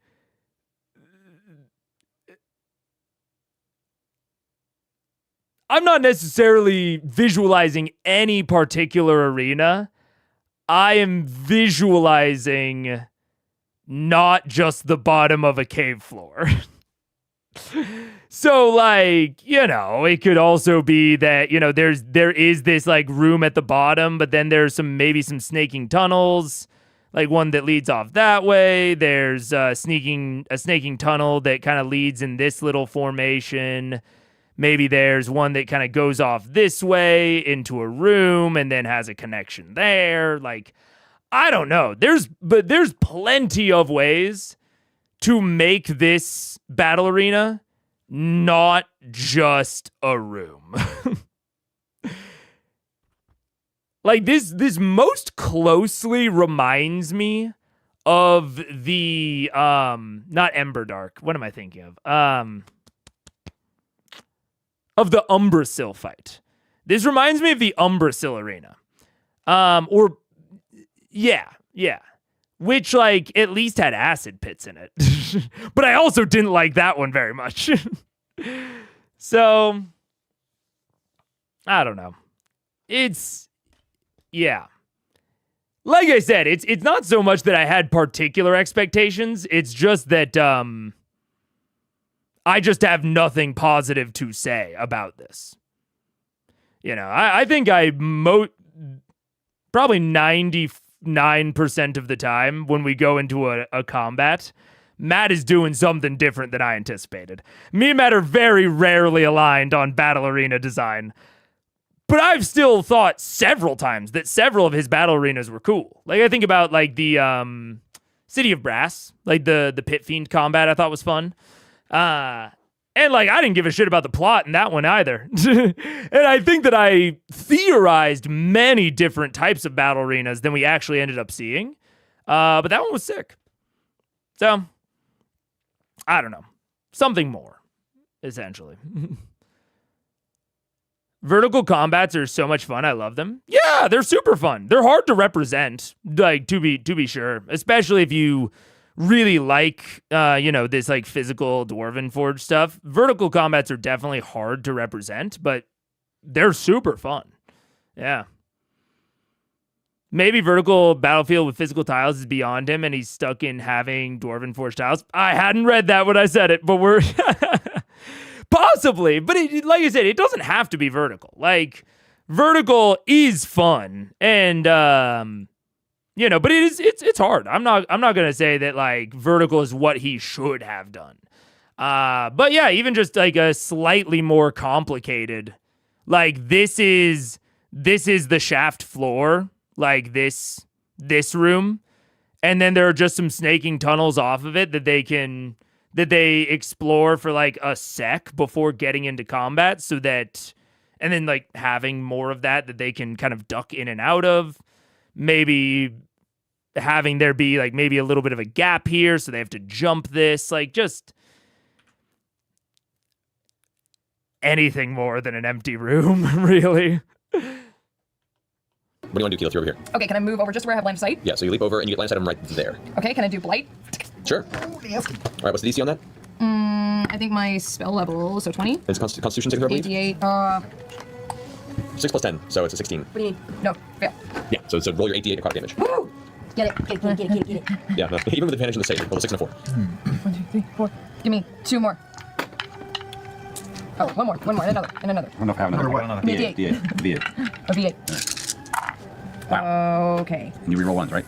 I do, no, on elementals. 4, 5, 9, 14. Plus 8 is 22. Plus 4 is 26. Plus 2 is 28. 28 light damage. Nice. So as you reach out on the ground, it's trying to get back up and its wings are kind of flapping, and all of a sudden you watch as it's kind of gray, with its skin turns dark black on one half of its body, and it kind of shrieks out and gives another scream on the ground, and the area quakes again, and you feel the ground kind of shimmy a bit. The ground beneath you, as its last legendary reaction, begins to kind of give way. Keyleth, I need you to go ahead and make a dexterity saving throw. Lava. Fucking lava! No. Didn't you move? Didn't you? Yeah, this is a different area. Oh, wow. That's not bad. 19? No, 18? 18? So, as you finish casting this and you hear it scream, you cover your ears, and suddenly the ground moves out beneath you, and you watch as the actual floor. I just turn to everyone behind me and I go, ah, fuck. As you watch Keyleth plummet into a pit below. Yeah. You take 8 points of bludgeoning damage, and the ground covers over. What? So, It's fine. Keyleth vanishes there. The ground just seems to swallow her up. Yeah. It is The entire fine. pit collapses in on you, and you're currently restrained underground, and you cannot breathe. All right. That's bad. That's fixable. But can you cast things while you can't move? I need you to make another concentration check. On my elemental? Yes. Yeah, 13 plus my constitution, right? Yeah. Yeah, I'm good. Yeah. So, Okay, that ends your turn, Keyleth? Matt, can you point to where the cherub is? I am, it's his turn. Oh, cool. So the cherub creature, this Symphior, begins to fly up off the ground and make its way back in this direction, kind of out into the open once more. It keeps everyone from getting a good night's sleep. He needs a nap. He has a dirty diaper. It's been 1,000 years. As it floats upward, it looks over towards where, let's see. All it sees you two. You both are still in flames right there. It's not worried about the fire at the moment. It sees you, Tyrion. And it goes, and lifts its hands up. I need you to go ahead and make a dexterity saving throw. Oh my god, oh my god. I'm feeling lucky. Natural 20. Nice! Plus 1. That's great. Okay, so you Marking off the luck. only suffer 11 points of piercing damage. Okay, that's not bad. As you leap out of the way, you watch as the ground suddenly turns into a series of earth-like spikes underneath, and some pierce you and scratch you, and you roll out of the way, and you just barely move off to the side, where now you see this giant, jutting series of spike-like pillars forcing up from the ground. Yeah. All right, that's going to end that attack. It's going to need the rest of its movement to move back over to there in the corner. That brings us back to, or Vex, it's your turn now. Yeah, I'm frozen. So yeah, so you're stunned, and that's your turn. Yay. You eventually break the ice off into your turn, and you're breathing heavily and trying to get the feeling back in your skin. That's your go. Rod, you're up. What does it take to activate the coin? You have to slap it on yourself. It's an action. Yeah. Yeah, just an action. Which spell do you have? It's the jump coin. What's the casting time of jump? It's touch. What's the casting time of jump? It lasts a minute. No, I mean like Casting Oh, time. it's instantaneous. You just touch, right? No, it's like, is it a bonus action? It's an action. So it'll be an action to use it on yourself. Oh damn, Yeah. it's that whole shit, yo. It's a lot. All right, yeah, I'm gonna jump, and I would like to rage as my bonus action. Alrighty. And with my new jump coin, I would like to jump with my boots of leaping. It's 3 times my horizontal jump speed, which is 20 feet, so 60 feet. Okay, you'll take 7 points of fire damage at the start of your turn because you're about to flames. Oh, got it. Nice, that's fun. And can I jump towards the baby? Actually, just to the right of the... like just over here. Over this side there? Yeah, right there. Okay, yeah. You run, land next to it. Nice. Can I... do I have any movement left? With the run and the jump, you have it at 10 feet. Okay, I want to get right up on him. You're Yeah, next. you're right on You it. are. You're never right next to mind. him. I'm good. Rage, jump, no more action. Titanstone knuckles? Next round. Okay. You have an action stuff. Because Oh, I do? Well, no, because it's a bonus action to do the leap. No, bonus... No, it's just to do the leap, right? Yes. So you have, it was a run. You still have an action. I want to hit him. Great Weapon Master, Reckless Attack. Okay. That's a... 26. 26 with a -5? Yeah. Yeah, that hits. Nice. 12, I should got 4. Nice. Plus 10, 27, 37.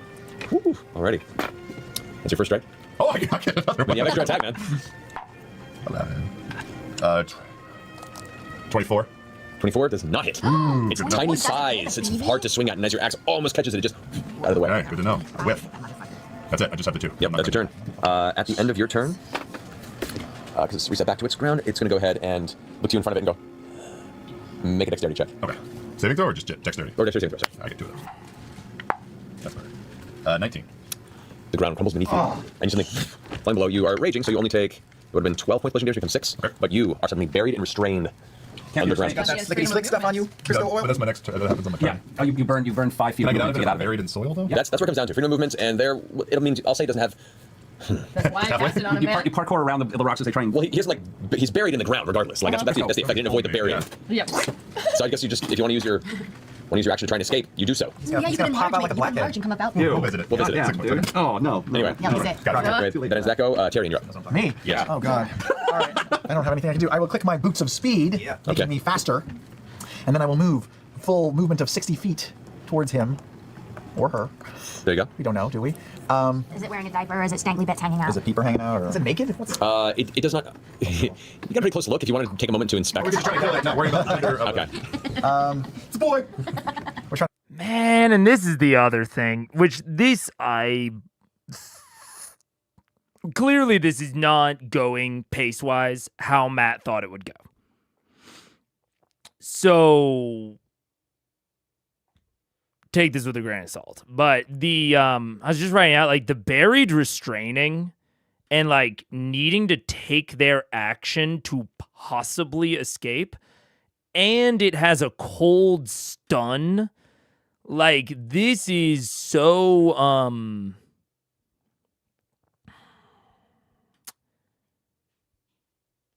it's risky. It's risky in a very particular way. Of the more you take away the player's actions, the longer combat will go. Especially if the adversary is meant to be like balanced. You're very much just elongating the entire thing. Especially if there's like a chance for them to recover from it or not. Which is not like inherently bad. Like this is a single adversary against all of them. It needs some room to breathe. And I'm guessing it probably doesn't have a lot of health, so it's probably fine, but it's definitely not helping the pacing concerns. Like that sort of adversary is going to lead to a naturally longer combat than anything of an equivalent level that isn't using stun effects.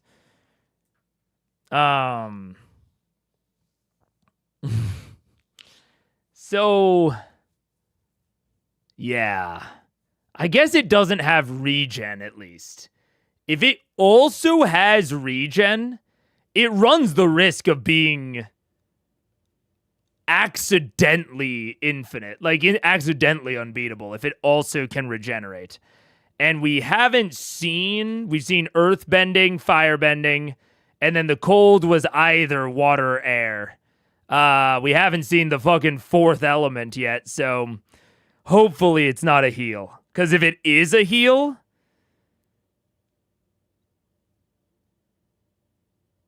I don't know why Matt wouldn't have just ended the session early and waited until next session. Because you just know that shit's going to be long. But obviously, we have a little bit around an hour left, so maybe there is a heal. I kill this thing, yeah? Yeah. I guess I'll punch a baby. I'll just go. I'll use my. It's gonna miss though. That's a slippery baby, right? At 60 feet of movement. 25 to hit. Oh, you're right. I forgot about heart. That's not the quite within healing melee range. I was gonna element. use my ring of the ram. Oh, that'll do. But I'm probably not gonna hit because it's got an amazing AC. Y'all got any blood left? Yeah, I do. See what happens. All right. Gotta do something. And like, just to hit home what I'm saying about that. It's like the Kraken. Like, when I'm talking about like stun effects lengthening out the combat compared to adversaries without stun effects, think Kraken. Now, there are other things about the Kraken fight that led to it being what it is, but the stun and restrain effects were absolutely a part of that formula.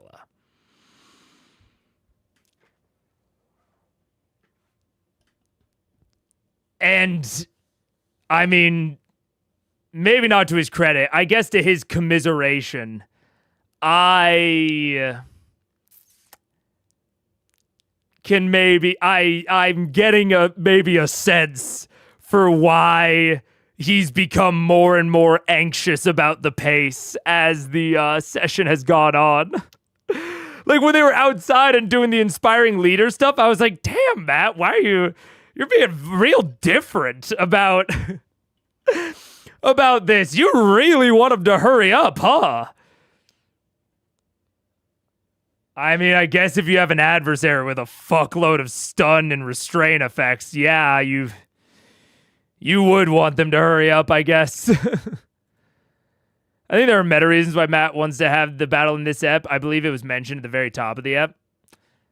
What, something about like their 100th episode? Because this is 98.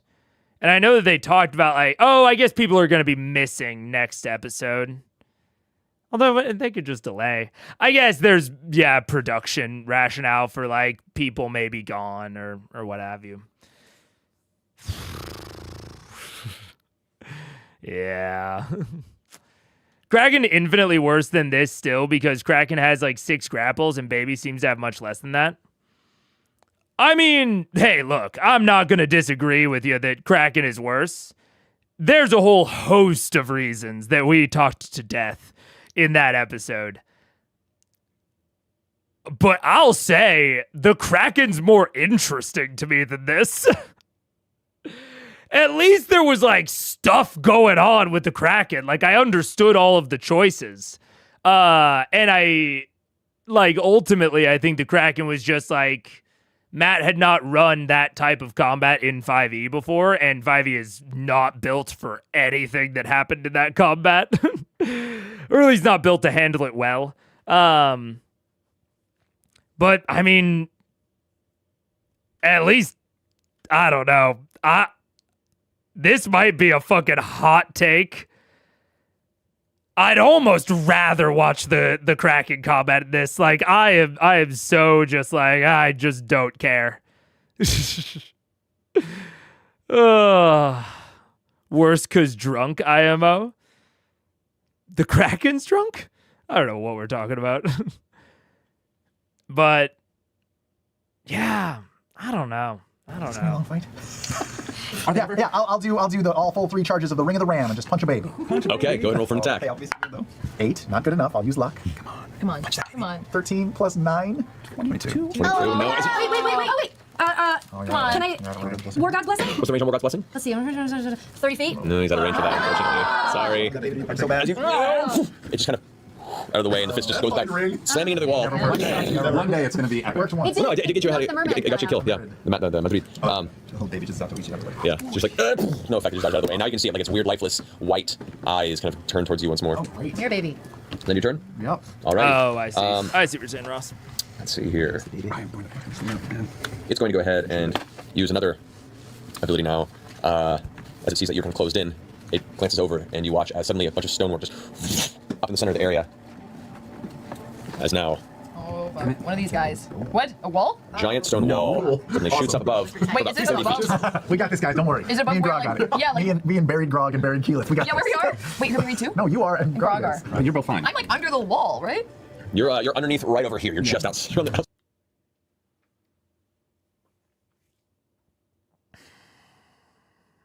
Man.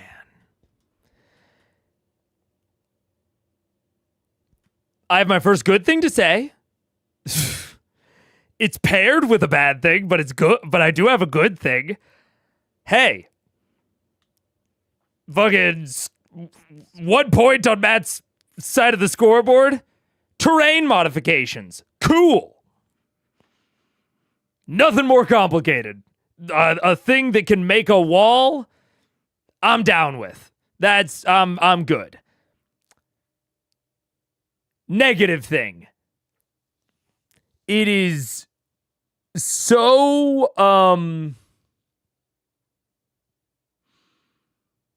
I don't think random is the right word, but it's an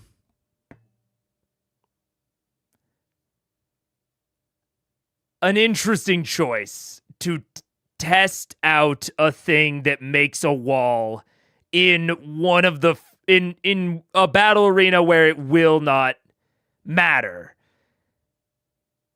Where it will not matter. I mean, I guess it'll matter. It'll matter because they have to fly over it, and even though they can fly over it, once they're in the air, there's a presentation of risk there, and of like time and of ranges. So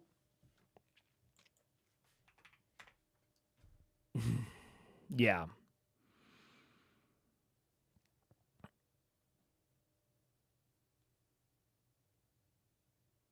I'll have to see how it ends up going. I could see me becoming even more positive on this, and I might just be coasting off some negativity into this because I like a guy that can create terrain, and if I was more positive on this arena and this adversary as a whole, I might argue that it's a cool place to implement it because it allows them all to use their innate abilities, but some of them use the fly, like are able to fly differently than the others, and it still just takes a lot of movement and a lot of time. Like the fact that this is a 40-foot wall rather than like, say, a 10-foot or a 5-foot. If this was a 10-foot wall, this would basically be negligible to me. But because it's 40 feet, it will take them a significant amount of movement to cross to one side or the other. And if the baby can traverse from one side or the other, like via like a teleport or something, without, needing to consider the wall, that could be interesting. Yeah. And I'll leave it there. That's the first thing I've liked so far. I double checked, but at the top of 98, they did announce next step they have a guest player, so I think part of the lackluster of this battle is Matt rushing, so the guest doesn't have to sit through the whole battle before joining.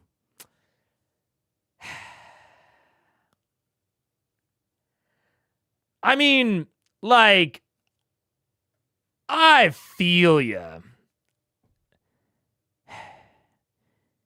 It just kind of shifts what's wrong with it. Like, to me, I don't know. I will say, I'm generally not very sympathetic. And this is, I think this is a me bias. I think this is a me thing. I don't really do a lot of guest players, partially because they complicate things a lot. And so I'm not overly sympathetic to the complications that guest players introduce, because like it's an optional thing, like that's just part of it. So if you know that you have a guest coming in, it's on you to to deal with that and handle that. And so, that's, I would not put the stun combat right before the session with that a guest player is coming in. Now that certainly is nothing, not to say like that could just, you could just be pointing out that it's part of his motivation, and fair enough. But that's still like a mistake in my book, I guess. Yeah. IMO, the best time to try something like this is where it doesn't matter. Sure. I mean, I think the best time to experiment in general is where it doesn't matter. That's one of the things that I was saying about the all the HOTUS stuff, all the hell stuff. Like, I'm totally down for Matt to experiment. Nothing about this until right now has felt like experimentation, which is why I'm saying like this is the first positive thing. This walls stuff. That's like the first positive thing for me, because it's really decent experimentation. I still don't understand its connection to the cherub. Like, I don't understand why the cherub's an earthbender. It feels very discordant to me. But at least, like, testing out something that can modify terrain, sure, absolutely. I'm much more down with them modifying the terrain than the stunning. Yeah. I definitely think you went into this fight a little sour because this wall, in my opinion, makes this fight not a white room. Yeah. I didn't go into this fight a little sour, to be clear.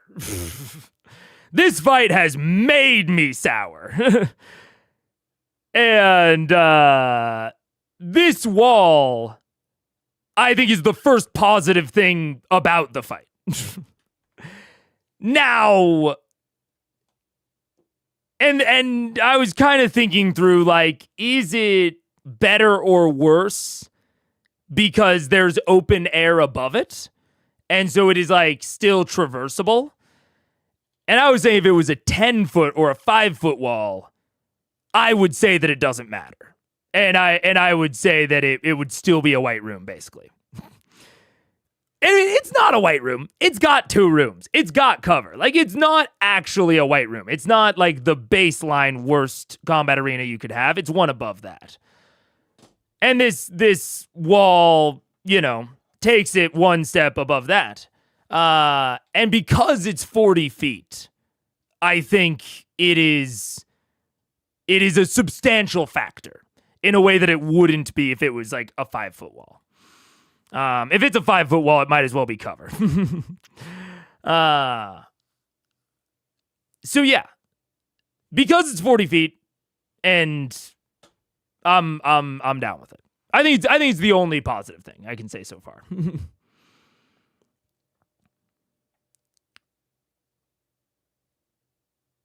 I feel like you would usually be much more happy about the wall rather than being like, it doesn't really matter. I think there's also an aspect of this of like, I am struggling with the fact that this cherub is airbending is strange to me in a way that is making it difficult for me to enjoy. Like, this cherub is weird in not a like fun foreshadowing way to me. It is weird in a bad way to me. Now, my tone could very much change on that. We might find out something that makes me understand the cherub a little bit more, and I could get more down with its earthbending. But as of right now, I'm just like, what? I just don't get it. No, I'm not saying that the wall doesn't matter. I will say, I started off being like, it doesn't matter because they can fly over, and then I changed my tone because the fact of how tall it is does make it matter. It does. You didn't like it because it didn't matter. Maybe I'm off. Maybe I didn't make my thinking process as clear.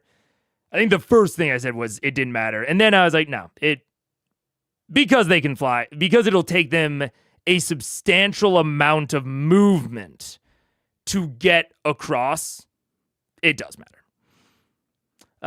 It definitely matters. Just a possible factor leading to some mistake. Yeah, maybe. Certainly. Yeah. Mega Cherub has to be radiant. No, but it's like, look, when the Cold Aura came out, I was like, okay, Cold Aura, for sure. It has a fear scream? Sure, absolutely, whatever. Like, necrotic, I guess, is like necrotic and cold. I was like, okay, for sure. But all this elemental shit, I'm like, what? Like, do you just have a bunch of stat blocks lying around from the dragons and you were in a rush so you reused them? Like, it feels weird to the point of lazy to me. I think is why I'm having like a lot of trouble getting down with the cherub. Is because like, I don't get it, and the most natural explanation to me is that Matt was being lazy about designing it. I don't want that to be the case. I very much want to be proven wrong about that. But this is... I can't lie, this is maybe one of my least favorite adversary map combos. Like, just on, like, the total package, I might like the Kraken more, just because at least the Kraken was kind of interesting, even if it was poorly designed or poorly implemented. Because I just can't even bring myself to even remotely give a shit about this cherub. Skirts the wall. So it's just me and the baby right now. Yeah, you and the baby. So we're gonna see. I'm hoping I'm wrong. Air elemental is there. Oh, great. I'm fine then. But you lose vision entirely, Pike. Just walls in front of you. Oh my god. Percy, you're So is the wall hitting the roof? Or no, the wall would have to go way high. Okay. It's about 40 feet up. I'm going to run up to the top of that wall. Your movement will not get you to the top, because you only move 30 feet. How far will my movement get me? You get you about there. This is a perfect example of why I said if it wasn't 40 feet, it would not matter. I should have watched like 5 more seconds. Oh, but because it is 40 feet, he cannot do the whole thing in one stage of movement, which makes it matter vastly more than if it was like 10 or 20 feet. Even though those might seem on the surface equivalent, just because of movement speeds in D&D. So I've credit to him, and Matt clearly thought about this. So I can absolutely credit Matt for that. Of like, you know, Taliesin says this, and Matt goes immediately, that will not get you to the top. It's 40 feet. As in, I thought about that, motherfucker. Classic Megapause. Classic Megapause.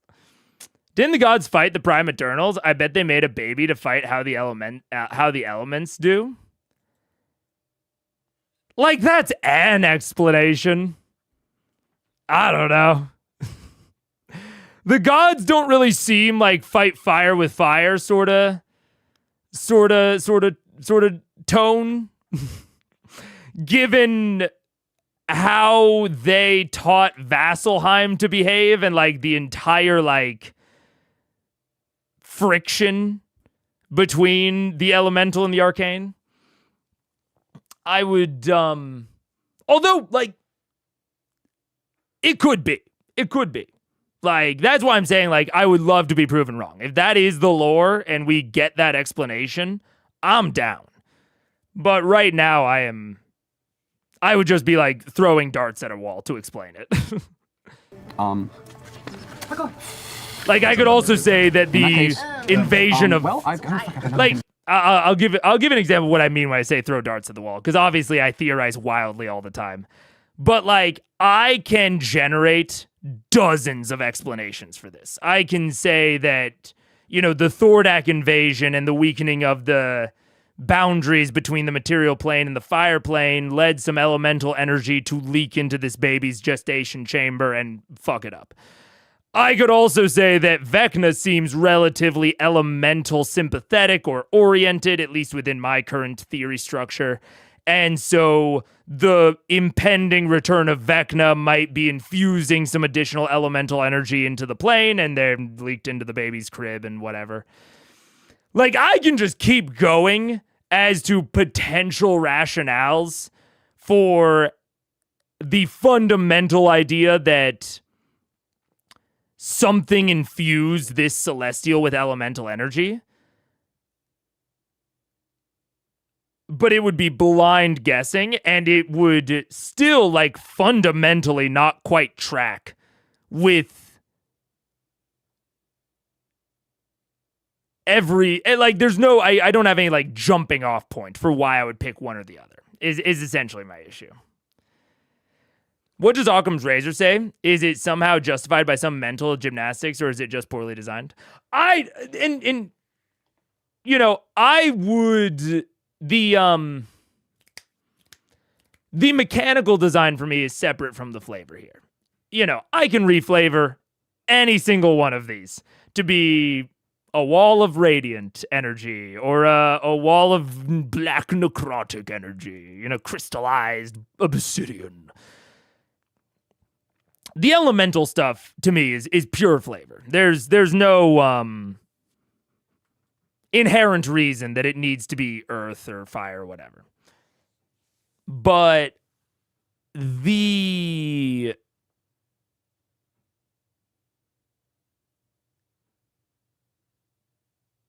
Yeah. My problem is I have no real reason for picking one solution, one justification out of any, you know, or out of the broad list. Because even in Occam's Razor, it's like all else being equal, you should go for the simplest explanation. But it's like I don't even have any explanation. Like all of them are equally complicated and equally simple. And so it's I don't know.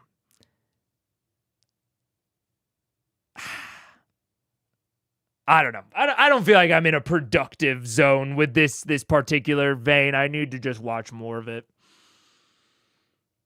Because honestly, part of me wants to figure it out. I don't want to keep watching, not getting it. I want to be on Matt's side.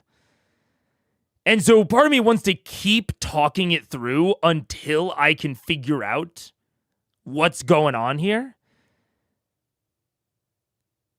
But I think that's an evil daemon within me. I think that's the cherub getting into my soul and making me want to do things that aren't good. Like, that aren't enjoyable or interesting. If I'm going to get on him for doing not interesting stuff, I shouldn't just sit here and ramble about the lore implications of the elemental cherub. I'll put you right there to remind us. You're almost at the top of the wall with your full movement. Well, then I will burn my action to dash up. To dash up. Okay, you get to the top of the wall there, and you can now see it. And I assume I can get part of the way down the wall as well with my action, or? You can probably down the wall, yeah. Yeah, so I just want to start making my way. Okay. Yeah, I want to so you get about, yeah, we'll say there. Okay, that was definitely irritating. All right, that's your turn, Percy. That, and I'm gonna cast a hex on that little baby. Alrighty, baby he has hex. disadvantage on his let's make it his wisdom checks. Okay. All right. At the end of your turn, Percy. Damn it. Let's see. It's gonna go ahead and use. Also, how many? I was about to say the same thing as Taliesin. How many fucking layer actions does this thing have? Like, honestly, I haven't been paying like that strict of attention to when it's doing stuff. But this seems like a lot of actions. Is it taking an action between every one of their turns? I'm gonna have to start paying more attention. That's a lot of actions, this creature. It's legendary action, just manipulates the area around it. Because you are currently standing on the side there. No, you want to hold off. It's not anything. Backs you up. Okay, I haven't actually technically attacked it. I know what I want to do. You tell me what I can do. First thing I want to do is cast Bless on, grab Vex, cast Bless on us and Pike. I have a range of 30 feet on it. Okay. Is that bonus? What does that do? No, I don't want to do that. I don't want to do that. Okay. I don't want to do that. I fly straight at Pike and I'm going to lift her up. Okay, you immediately take Go get the baby. 8 points of fire damage by getting close to the flames to grab her. It's like, Sure. And then is an action to grab and an action to lift and carry over? I'd say it would be an action to grab her enough, and you're gonna move at half speed with her. Which is still a ton at this point. Yeah. So, and that's all I need is the action to grab her and movement to go over? Action, your movement there is about half there. I'd say you'll get your action and your movement will get you to like up above the wall. Okay. Action and movement will. All right. Then I will leave her on top of the wall. Okay. And I will use my bonus action to fly within range of Bebe. And I should have one action left, yeah? Action, bonus action, hasted. Right. Hold on. No. You use an action to pick up Pike. That's right what up there. I'm You moved. You have another action and a bonus action. Yeah. You have. So I've plopped her there. And Yeah, now an I action have and a bonus action. Right. So I want to use bonus action. But the extra action that you have is from your haste, which means it can be used for either a melee attack or Great. So the bonus action I will use to dash towards Baby. Okay. And my final hasted attack action, I will stay 30 feet away from the Baby, though, Alright. in the air, No. and I will throw Whisper with my last hasted action. Okay. There you go. Put you on there. And that's a 25, which hits. That hits. That just hits. Yep. One, and can I dump Smite into this? Would you like to, yeah. I would like to. It's 9 plus psychic damage is 16 plus 20, 26, and here comes the sneak attack damage. 27, 29, 30, 33, 37, 43, 47. 47. Yeah. Whew. Nice. Smited. So as you swipe down, fleeing whisper out, slams right into the chest of the creature, and it kind of like impales it off the backside. And there's a burst of divine energy inside, but you see the divine energy kind of matches its own, and it kind of, what looks like a blow that kill the creature, just like turns back towards you. Yeah. And there's another scream as the dagger returns to you. End of your turn? That's not my turn. End of your turn, so you can use its last legendary action. It's using the cold snap. You feel that the air around you, familiar, kind of condensed into ice, cling to you. The air in your lungs freezes solid, it seems. Go to a Constitution save throw. I'm using another luck. 25. 25 will succeed. All right, so you shrug off the stun effect, but you do still suffer the halved damage. Ooh. 13 points of cold damage. Alrighty. Pike, you're up. Top of your turn, you suffer no damage because you got out of the fire. Okay. So you're up on the wall now. All right, so I will. Can I? If I climb down there, it's an athletics thing? Yes. Oh, okay. I'll climb down. Well, athletics check. It's 40 feet down, so it's going to be a long climb. Okay. Oh no. Oh, is it really? Is it fucking really? Fuck. Yeah. Put her on the top of a 40-foot wall. Just picked her up and dropped her there. I should have. Wait. So you can cast spells. I have Featherfall with my shield. You do.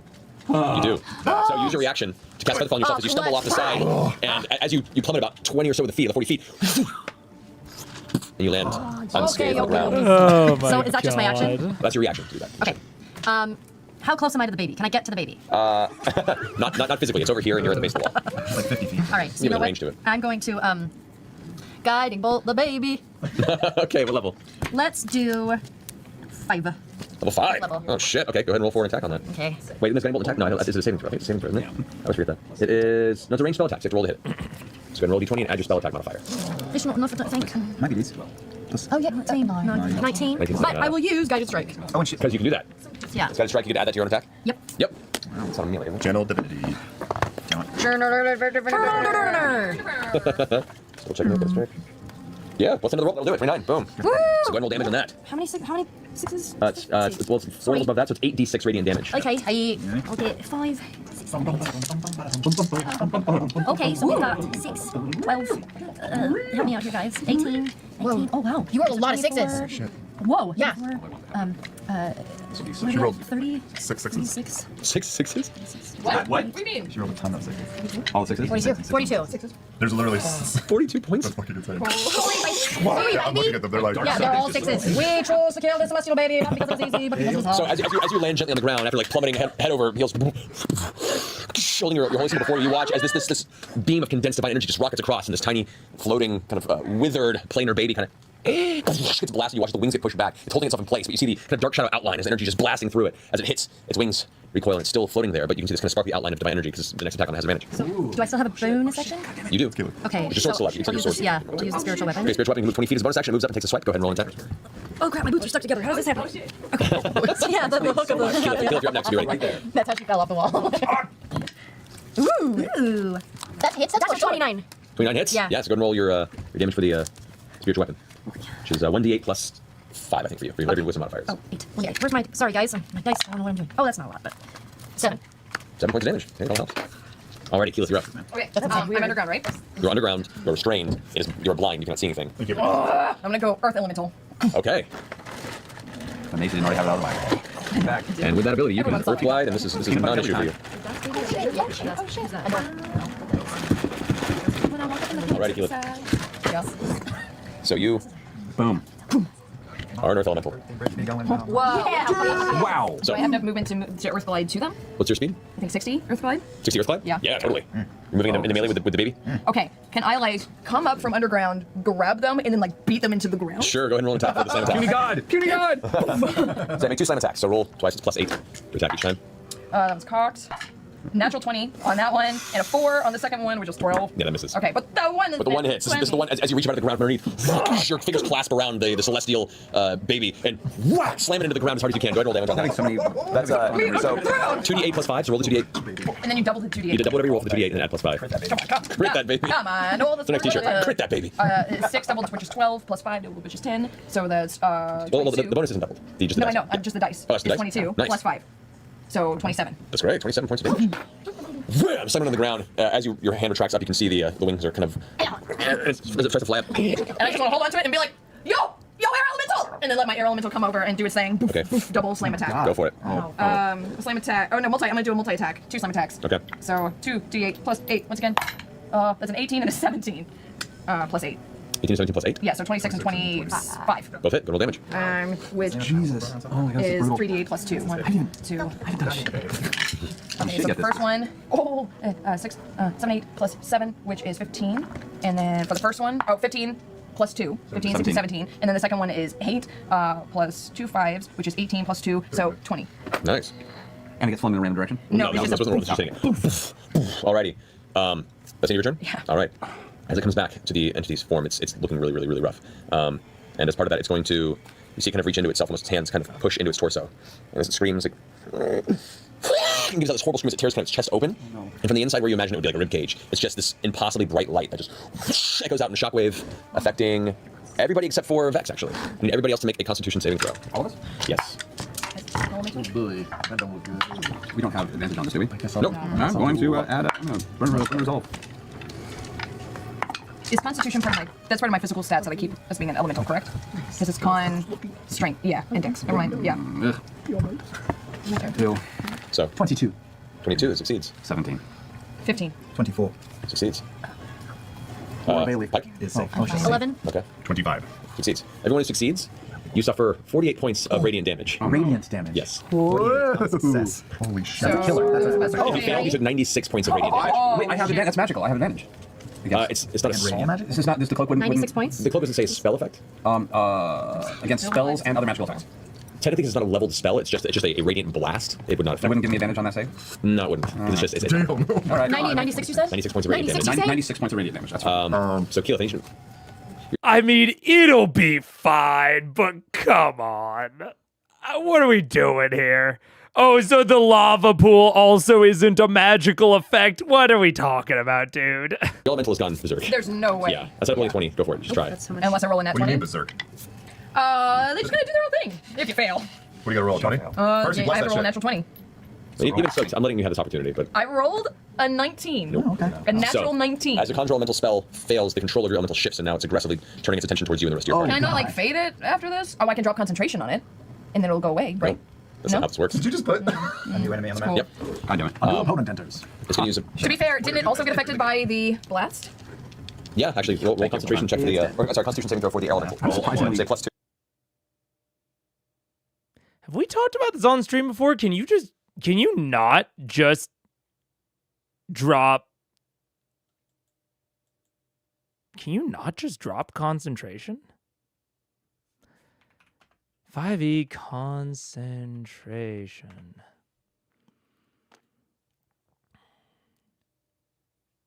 If you lose concentration, I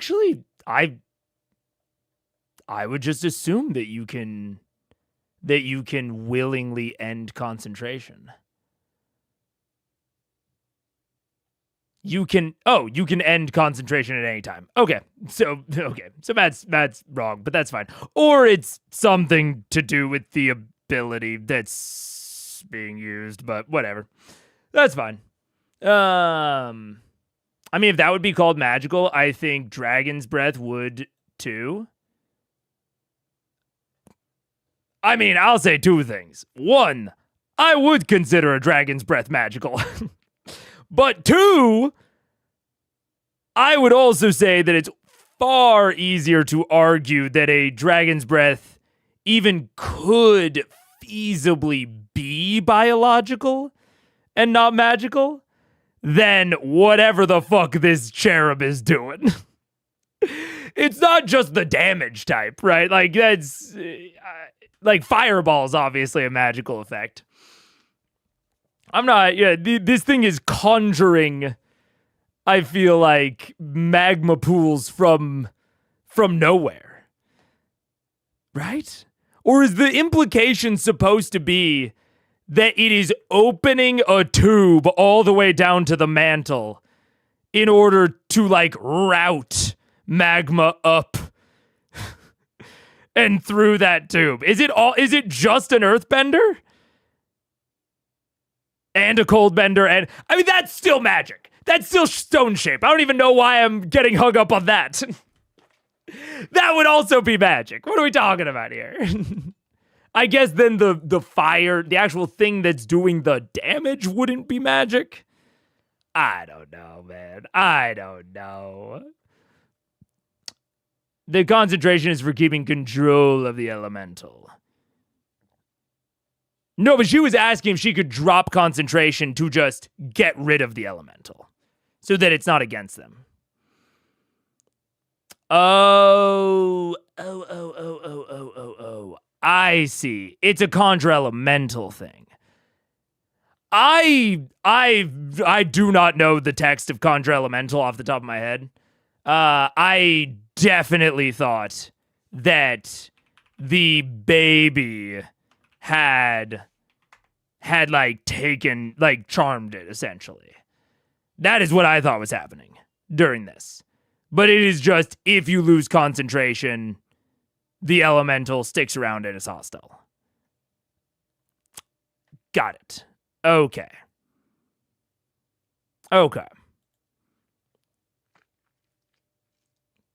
Gotcha. I'll be honest, I disagree with you on this one, Maga. I think Matt is right on this one. I would call a dragon's breath biological, and I would call a cherub ripping itself open biological. But what is actually doing the damage? Like, what is the source of the damage right now, of this radiant damage? It is not like physical chemicals interacting. It is magic doing the damage, right? Like, I was talking about the lava pools. I wasn't even talking about the ripping itself open, which I think is even more explicitly magical. I don't know. I don't think there's anything biological about this thing. But that is neither here nor there for the elemental. But I don't know. A new enemy on the map. Cool. Yep. I do it. A new opponent enters. Just gonna use a, To be fair, didn't it also get affected by the blast? yeah, actually, roll concentration check for the, Constitution saving throw for the elemental. Surprisingly. Say +2. I rolled a 15. But Or I it rolled a 13 summoned plus the lava, Well, Cherry destroyed. Tickler. That's like saying Fireball isn't magic. Like, the fire from Fireball isn't magic. It is magic. It's magical fire. What are we talking about here? I feel like I'm taking crazy pills. Like, what? I don't know. I feel like this is like akin, because to be clear, I love fantasy biology. I don't have anything against fantasy biology. And that's also why I'm like, I don't really even think it matters, because they've got this thing dead to rights. Even if Percy went down, it's not going to overkill him. So ultimately, I think it's just like a spur of the moment ruling that doesn't really need that much thought behind it. But if I was in an argumentative mood, which I am right now, I would say that a raw celestial is not a physical being in the first place. Anything it does is going to be magical unless it hits you with its fist. If it punches you, it is probably not magical damage. Although fucking its fist might be magical. I don't know. But it feels silly to me to say the intense radiant light is, I don't know. I just assumed the lava was already there and the cherub was just bringing it up. Well, and that's what I was saying. It's like, I guess maybe. I don't know. I truly don't know how close lava is to the surface. Let's see. How far down is liquid lava? Is it lava or magma when it's underground? I don't know. Lava that has been expelled. So magma is what I'm looking for. How far down is magma? How far down is liquid magma? Because my guess is that not close to where we are.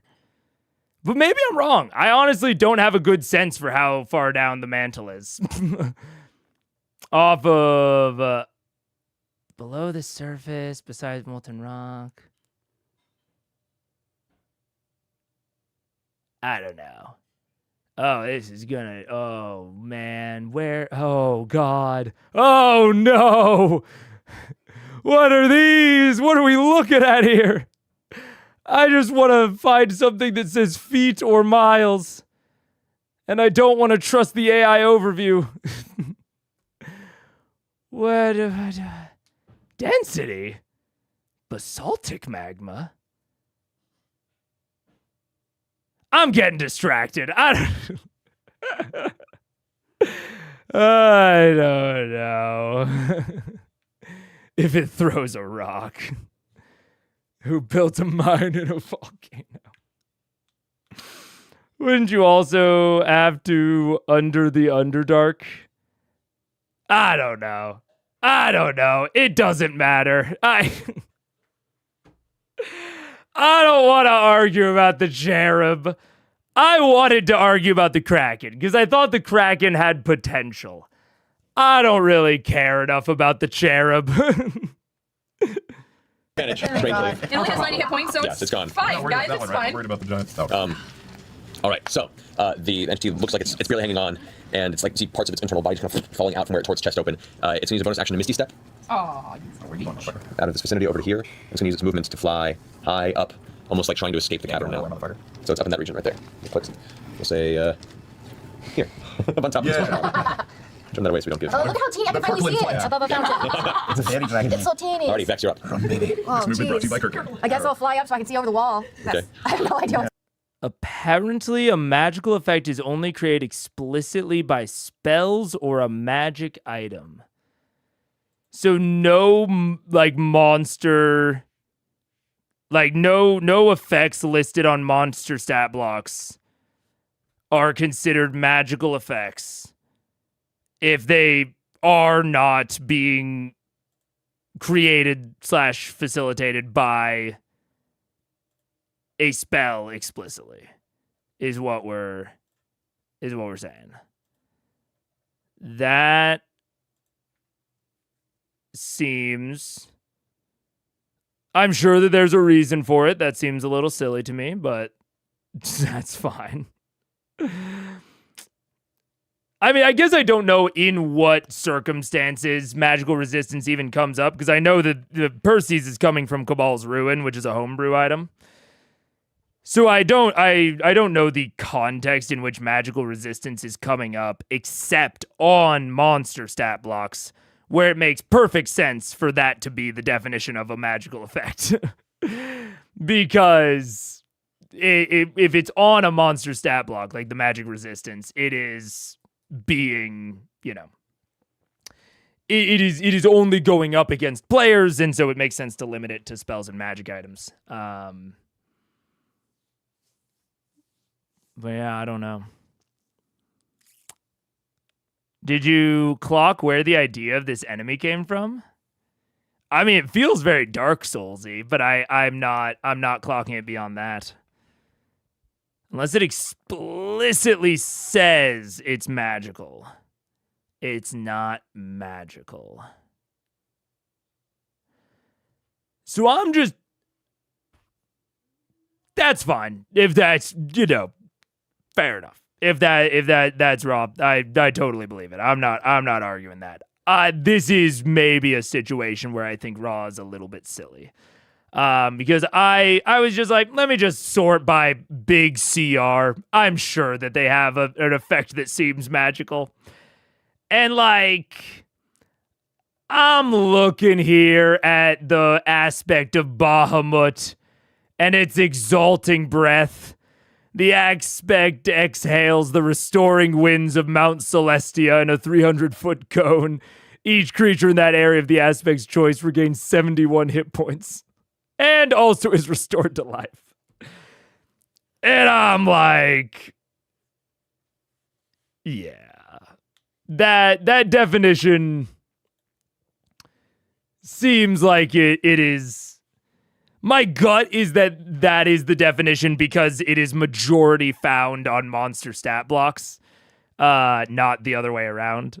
Because I can't think of any not homebrew effect in 5e, at least off the top of my head, that gives magic resistance. There probably is a magic item. There's probably like a cape that gives magic resistance or something similar. I can really, off the top of my head, I can only think of it on monster stat blocks or on Cabal's Ruin.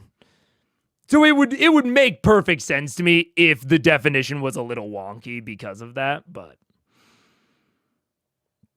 yeah. Yeah. I don't know. And this is the thing is like, you know, if you want to do something different at your table, yeah, it's never come up at my table. Because none of my players that I can remember have ever had magical resistance or like resistance to magical effects. So I think it's literally just never come up. I found a Crawford tweet from 2016 that explicitly says a typical dragon breath is not magic. I mean, hey, fair. That's whatever. That's fine. I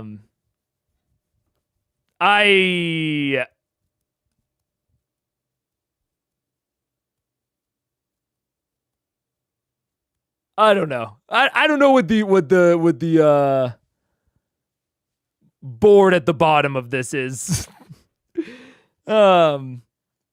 Because it seems like a weirdly restrictive definition of magical effect. But I think that restrictive definition makes sense if it's only on monsters. So then if you put it onto PCs, I think it will just stop making sense, which is what that feels like is the case. But I could also just be fucking super wrong and super out of it on this one.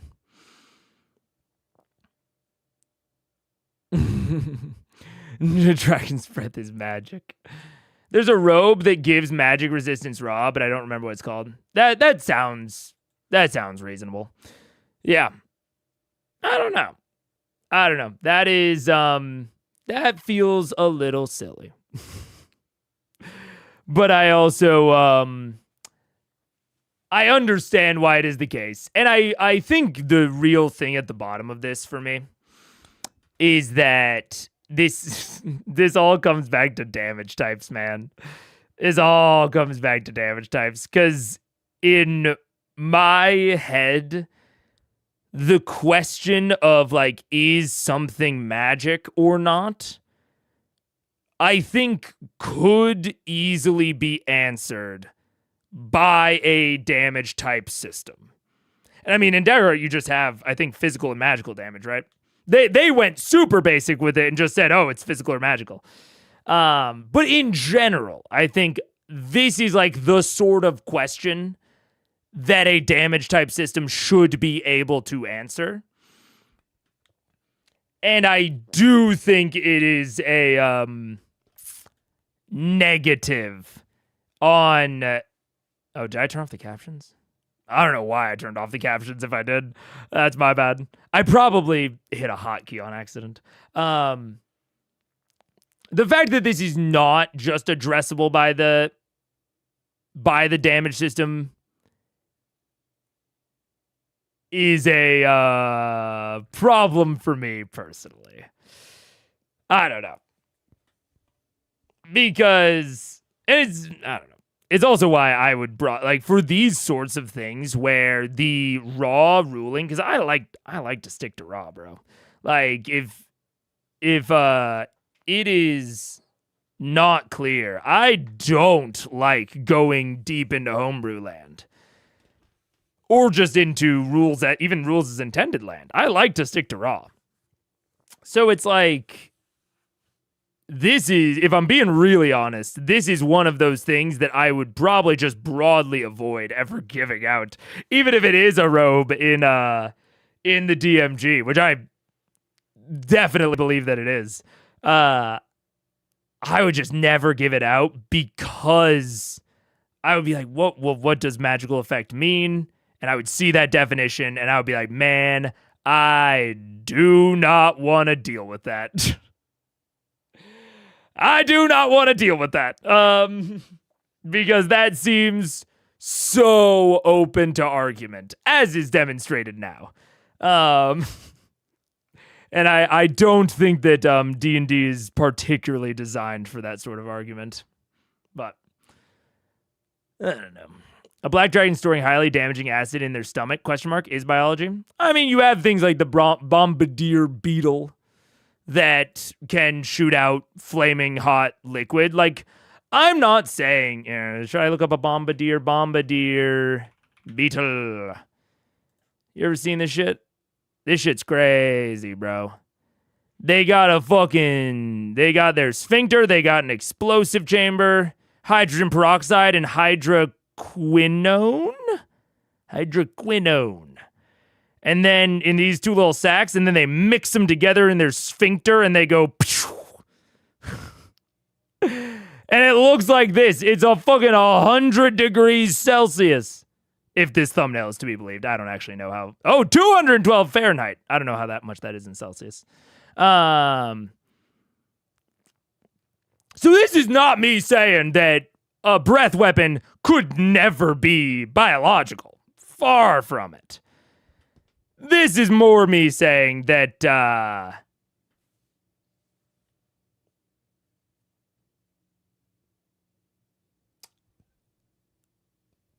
it's more me saying it's an argument I very quickly tire of because it is very, very, very opinion based. Because like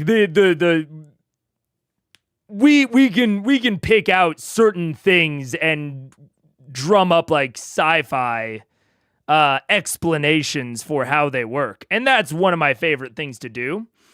It's not one of my favorite things to do when it comes to the mechanical balance of the game. Because I don't like it when two different people can reasonably come to different conclusions that have an extreme, or that have like an outsized balancing effect depending on which direction you go with it. So it's like, is the dragon's breath weapon magical or not? I don't know, and I don't really care. Like, it seems magical to me, but if you want it to be biological, I think that's dope. And I think that broadly in D&D, it just doesn't matter. And so then I typically avoid the things where it does matter. Because whether or not a dragon's breath weapon is biological or magical, I would like to stay in the realm of fun theorization as opposed to like mechanically impactful theorization.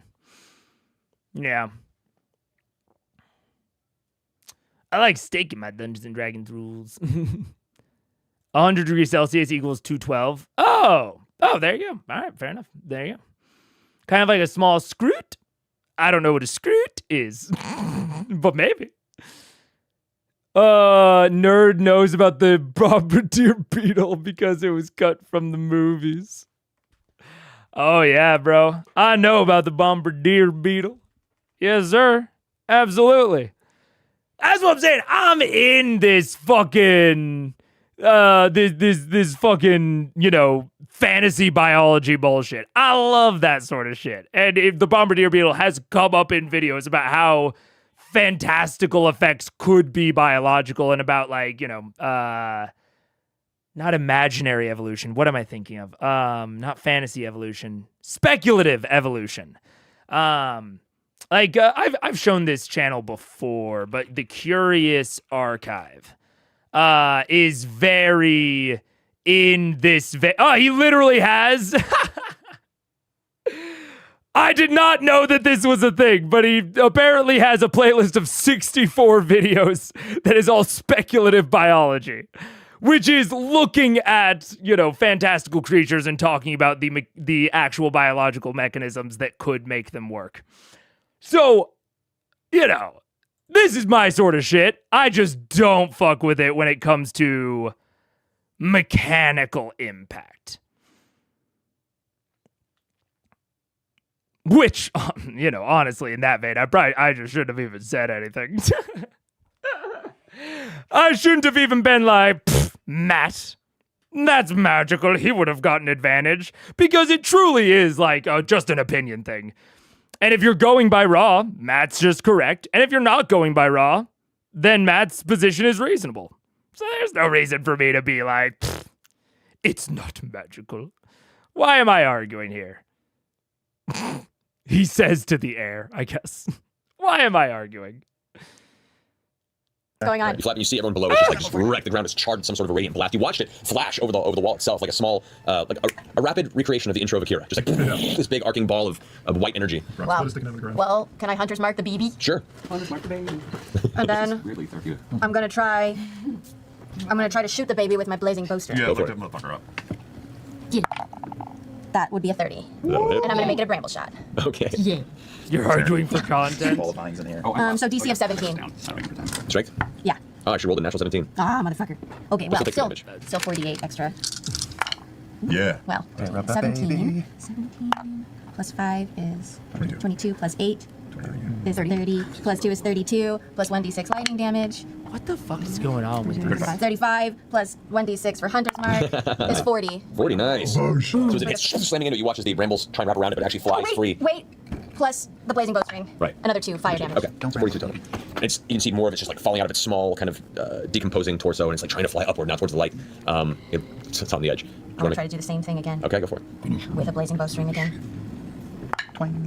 Yeah, 28. 28 hits, roll damage. Okay, ramble shot again because I get 2, motherfucker! Oh, wait, that's 10 for my blazing bowstring. Okay. Oh, Jesus. Jesus H. Macy. Where's my other? 9, 10, 11, 12. Never 12 is 19. 19 plus 5 is 24 plus 8. 24 plus 8 is 32, 36, 32, 30. Oh my god, 34. 34 is 38. Plus 10 is 48. How do you want to do this? Yeah! Frozen no more. Freeze me the panel. Be free, little angel baby. We shall feast tonight. That's so close. And I just shoot the baby. All right, as you pull back, it's fluttering up. You take aim. Leave it. And release. As the arrow strikes it, it's like once, kind of like the same way the dagger hit the baby, it hits it and throws it. The sheer force of the arrow against the wall and pins it there like a staple to the rock. And as it reaches over to try and pull the arrow out. Okay, now I'm gonna say what I want, so that it's clear what I'm disappointed by, if it happens. Like a cool escape sequence. I'm not looking for anything specific here. I just want it to be fun. And for them to not just, like, float out while chatting. I want it to be like, whoa. I want there to be, like, I want to feel like I could put a cool action track behind it in the Legend of Vox Machina TV show. I want it to be like, boom, ba-dum, ba-dum, ba-dum, ba-dum. I want to feel like I could do that. That's all. If they are super casual about flying out of this shit, I'm going to be mad. Because if that's the case, all they did was fly over here, do one stealth check, and fight a baby in a room. And that's... I don't know. That would not exactly be my cup of tea, I suppose. It begins to, suddenly, the arrow breaks into a bunch of bramble vines that begin to wrap around it, and you watch as the tiny baby arm and wing try and reach out. As it constricts and twists and slowly constrains it until you see it pop and go limp on the inside of the vines. And as the vines unfurl, what was physically there is just slowly dissipating into like a glitter-like powder. The body just then dissipating and falling apart. I mean, it was an evil baby, right? Nobody likes glitter. Super evil. Yeah, glitter is everywhere. That glitter's never going anywhere. Living baby. Should we get out of here? Oh God! Oh, Grog. I run over to Grog. I'm still an elemental, yeah? I am still an elemental. Where is he? You don't know, actually. I saw. I You saw. put this together, Grog. He points, I earthglide, and I find him. Okay. And I can do double damage to structures. Can I beat him out? I'd say you could probably over time, yeah. And you How have enough much constitution time? to be fine. So I don't want to kill him by suffocating. No, he's fine. He can hold his breath for 6 minutes. He's got a really high constitution, so you're fine. You just slowly pummel the rock out from his way and pull Grog out from the interior of the stone floor. Get out of here. Take a quick, we should just head out. You know what? But regardless of anything I've said in this entire episode, God bless Matt Mercer for really figuring out how to cut for time.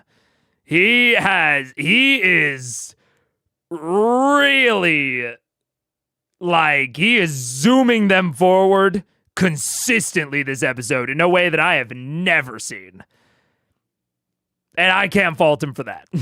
Don't we need proof? We do need proof. Grab the body. Let's go. There's no body. I go over to the glitter. Yeah, and I give some of my potion bottles from my alchemy to scoop some. glitter. I'm actually good at this. I try and harvest and sweep some glitter into the. Okay, so you gather some glitter in. Yeah. Is there anything of really quick? Just look around. Is there anything of value to grab before we run? Give me an investigation check. I'll look too. I dust devil into. Yeah. While she's doing that, can I just look over the ground and see if there's any like platinum deposits? So we can just do a quick mining. I mean, there are a number of visible, looks like the edges of veins. Is there 230 gold, 1,000 gold worth? Yeah. Probably. We could stay here for We ain't mining. I mean, this whole mine, there's a lot of platinum here, but you have to mine. I mean, frankly, like, some of them are acting as if they need to leave right now really quick. But that has not been established. Like, they are only doing that, I think, because they know that Matt wants to end the session. Because there's no in-fiction reason that they need to, like, rush away right now. I really hope that there's one. I hope that we're about to get some Ankh eggs pouring out of holes. But right now, why not mine some platinum? And as you guys are having some, you begin to hear Get the fuck the out. loud sound There we go. of hundreds of large That's a mega pause. Sure. Let's start a mining. insect-like creatures climbing their way down the walls Oh of god, this. get to the middle and get in the air. Everybody in the air and in the Okay, middle. so I get everybody in the middle. Is everyone ready? I need help. What are we gonna do? We pulled you What out. do you mean? Yeah, Oh, are we I'm on the vamping other out? side of the 40-foot wall from the carpet. Oh, you can. Oh no. No, I go poof, and I pull Grog through. Pull Grog Pull through. Grog through. No, the carpet. We just gotta get the carpet. I can go down and grab Oh, the carpet? Oh, I take Yeah. a few minutes as my earth elemental self to beast We don't through. have a. We don't You don't have have a few minutes. I can do double damage to structures. No, you don't have to do that. Jump Literally, over I can go get the carpet. I'm right there. Okay, go get it, go get the roll. carpet. Okay, so you rush over and grab the carpet. Yeah. You guys are going to make your way back up through. Are we bamfing out or are we flying up? I think we're flying up, and if we see anything, we'll just take shots at anything that's like rolling around. If anything is visible, let's just do damage on our way out. Oh, we're doing damage as we fly out. Or we can tree straight out? We can't tree slide. We can't There's no tree. trees here down here. I can. Fly up. Or we can plane or shift. There is a small tree growing out of the side of the wall from where you killed the creature, but it's not large enough for the spell. All right. But still really cool. Yeah, it just kind of Still grows and twists out, like a nicely done. bonsai Very grows tight. upward. I hope that it slowly becomes a forest underground. They're going to That'll chop it be down as they mine the platinum. No. Damn it. All right, so you guys are coasting up to the. Okay, yeah. Oh, are we just Yeah. trying the We're just What are you riding doing? our Roll shit. straight up. Yeah. broom and carpet? Broom and carpet. Okay, you guys begin heading up through the center column of this opening. As you're moving up, are you just staying in the darkness? Can you daylight or something, like up and out, like? I can. Do we need to? Yeah. You know, it might it at better this if we point. stay in the dark? It might be the. Okay. Because they might not have good. On the top of my spire, I cast daylight. Okay, so poof, this light now emerges from this area, and as you can see now through this cavern around you, there's about a dozen or so of these large Ankh creatures, about every 30 feet or so, 40 feet up. They're all like, it's just you're in the center of what you look up and you can see easily the 100 that you saw earlier have all been drawn to the surface by the screams of this creature. And as you begin rocketing up with this daylight spell, you watch some of them start kind of hanging upward in your direction. Start hearing the sound. Are they attracted to the daylight? They're apparently attracted to your presence. It is a line shot. I'm gonna go ahead and have, let's see here. Are we moving so fast? All right, Percy and Vex, I need you guys to both make a Constitution saving throw. Oh shit. Oh god, we did not.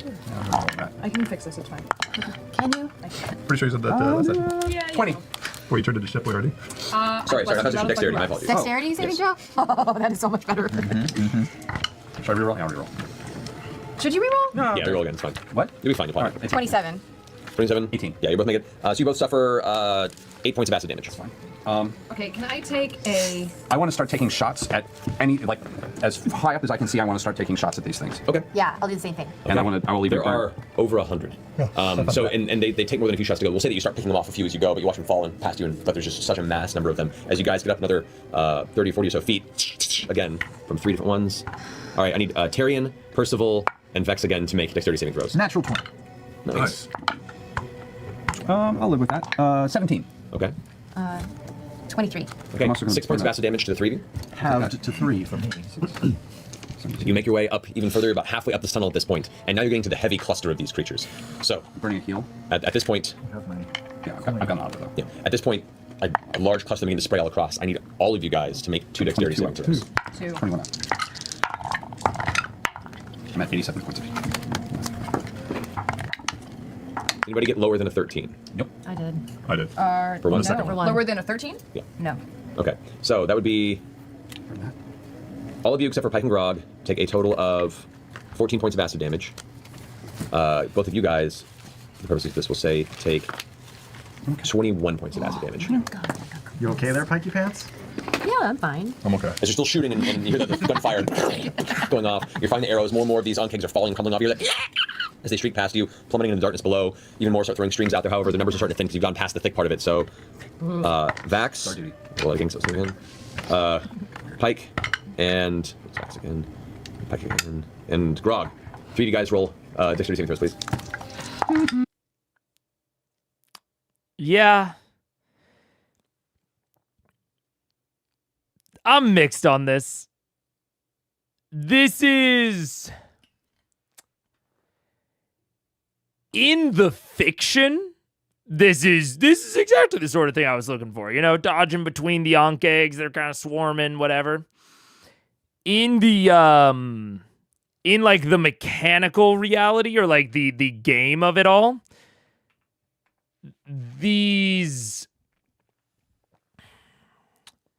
it's very I don't know how to say it. It's very uninteractable. And I'm not exactly, like... In my head, honestly, I pictured, like, Matt going, like, purely cinematic with it. Maybe one check. Similar to how they went down into the cavern. And this is, like... I don't know. It's weird because I'm not exactly sure. I'm not exactly sure what to do about it. Like, if Matt wants it to be a more substantial thing, but also, like, if he doesn't want it to be pure cinematic, which I can respect. I can totally respect giving it sort of mechanical teeth. But it then feels counter to the mission of going fast to have like 3 or 4 rounds of dexterity saving throws. It's like, if I was really going to like play this out as, yeah, Ron Quixote, I agree with you. It's a weird middle ground between playing it out and pure cinematic. Because it's like, if they were playing it out, I would expect more of like, I don't know, even just like a very easy like 2D description of like how far up the cavern they are, where the bulges of the onk eggs are, whatever. And just like give them some sort of like choice to make, right? I think that's the big thing that like this just has none. There's no like choices here. Even they tried to make a choice of like, oh, we're like picking them off at the top. And Matt's like, okay, there's like hundreds. But sure, you guys start picking some off. Which is like, in a cinematic reading of this, absolutely, totally. We're the fucking Millennium Falcon flying between 2 fucking asteroids. Absolutely. Nothing you can do about the asteroids besides fly. But there's also no, like, we're not acrobatics checking. We're not picking spots to go, which is all hard. Like, don't get me wrong. That would all take longer at the table, which is clearly on the other side of one of Matt's priorities. But yeah, it's just, I'm almost sort of surprised that they didn't just go pure cinematic. Maybe he had a more robust mechanical scene planned out, but he's trying to cut content, and so it's being sort of reduced down from its more mechanically like robust sequence down to this, but not all the way down to cinematic. I could see something like that having happened. Feels like a ride at Disneyland. It feels like they don't actually have to do anything, just keep flying. I don't even know that they can do anything, is part of the weirdness for me. It doesn't, at least if they can, it doesn't feel like it. I'm having trouble clocking exactly what they could do here. Besides, like you said, keep flying, roll good. Yeah. Yeah. Honestly, I was expecting more of a cutscene, but this is more like a quick time event. But it's not even a quick time event because there's an amount of reactionary skill there. I don't know. I feel like the session about to end, they didn't want to start with this and play it for 1 to 1.5 hours, and that's why there's no map and the PC actions don't really matter. Yeah. Yeah, it's unfortunate. I definitely, and there's like there was like a pedestal with like a depression that was like football sized, but then the cherub just like came, I think, from a hallway that like wasn't even on the screen because this hallway's collapsed right here. So I think it just kind of floated in all of a sudden. Yeah, man. I've never seen something that I felt like there was a lot of content cut at Critical Role. I've definitely seen it before. We've theorized about it before. The one that I can think of mainly is like the Pyra. But I thought Matt like cut really well from that. Like I remember talking about the Pyra and being like, "Oh, I think this is about where the cuts are happening." He stitched them together really well, et cetera, et cetera.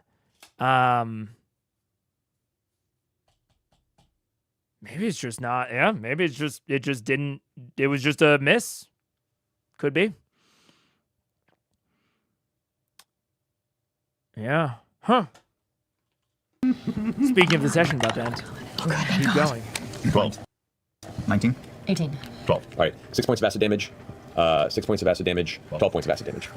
It's the pirate. How much further do we have to go? You guys, as you're with the brooms in the carpet, it's not super fast. So you're like, putting up there again. You get about 3/4 of the way out. Writing on? She's On low. the carpet. She's. I'm on the carpet. Okay. You should heal yourself. I know. Can I do like a wind wall to protect us around us? You should do it before we Wind wall stationary might help with 1 round of the spray. Are we doing one more round? Well, we'll find out. You If don't know. we are, I will prep as my wind wall spell to encompass. Okay, that's a great example of the weird middle ground here. Of like, Marisha is trying to mechanically interact with this. Of like, oh, can I do a wind wall? Oh, that'll only help you for 1 round. Oh, okay. How many more rounds are we doing? And him being like, oh, you don't know. And it's like, what? No, I mean, what? Why not? This isn't even me arguing that like Keyleth in fiction would know. It's just like, why keep that information from them? Like, that just makes it harder to interact? But it's not like they're in darkness. It's not like they like can't track their position. Yeah. Also, if you want cinematic, just let her flavor it to be a bubble and move on. Yeah. Exactly, Delphi. Exactly. Okay. I feel like we're on the same page about this in general. Because yeah, it's weird because I'm getting what I asked for, but just in a very unexpected and strange way. Wouldn't you like to know, Weather Boy? Sucks for 1 more round. Okay, so as you guys are heading upward, now you're about 3/4 of the way out. The numbers are thinning a little bit. They start spraying once more in a row. You go ahead and create a wind wall. You've been preparing as you watch these jets of extremely acidic burning liquid shoot towards you. Suddenly, woof, a column of wind gets conjured upward from the darkness and just deflects the spray into like a mist that is thrown back against the wall harmlessly. You're almost toward the exit, and you can see a handful more towards the very top of this cavern. Keyleth, Percy, and Pike. Okay. Make a dexterity saving throw if you can. More dexterity saving Pikey. throws. Sure. I'm good. You're almost to the top. That's the end of my results. Make another roll. Oh, well. Okay. Okay. 10. Okay, so 8 points of acid damage. I feel like this is the most points 16. you've ever gotten in a session. Seriously. We're feeling pretty good. Keyleth? 21. All right, that's 8 points of acid damage. Okay. Or 21. All right. So you took the 8, yeah. So as you guys just crest out of the top of the dark column below, you can watch as the creatures are now starting to skitter out on the edges. But you are far above, and a few of them are spraying, but you're above the range, and it's just kind of coasting over and disappearing below. You're now emerged into the night sky, the moonlight above you. How would you, keeping info from them to be able to fudge? Sure. I mean, that's... Yeah. But I don't even see a need to fudge, because you don't even need to do all of this. Like, you only need to fudge when you've set out expectations and you are going to not do the things that you like that were sort of implied by the mechanics, I guess. Yeah.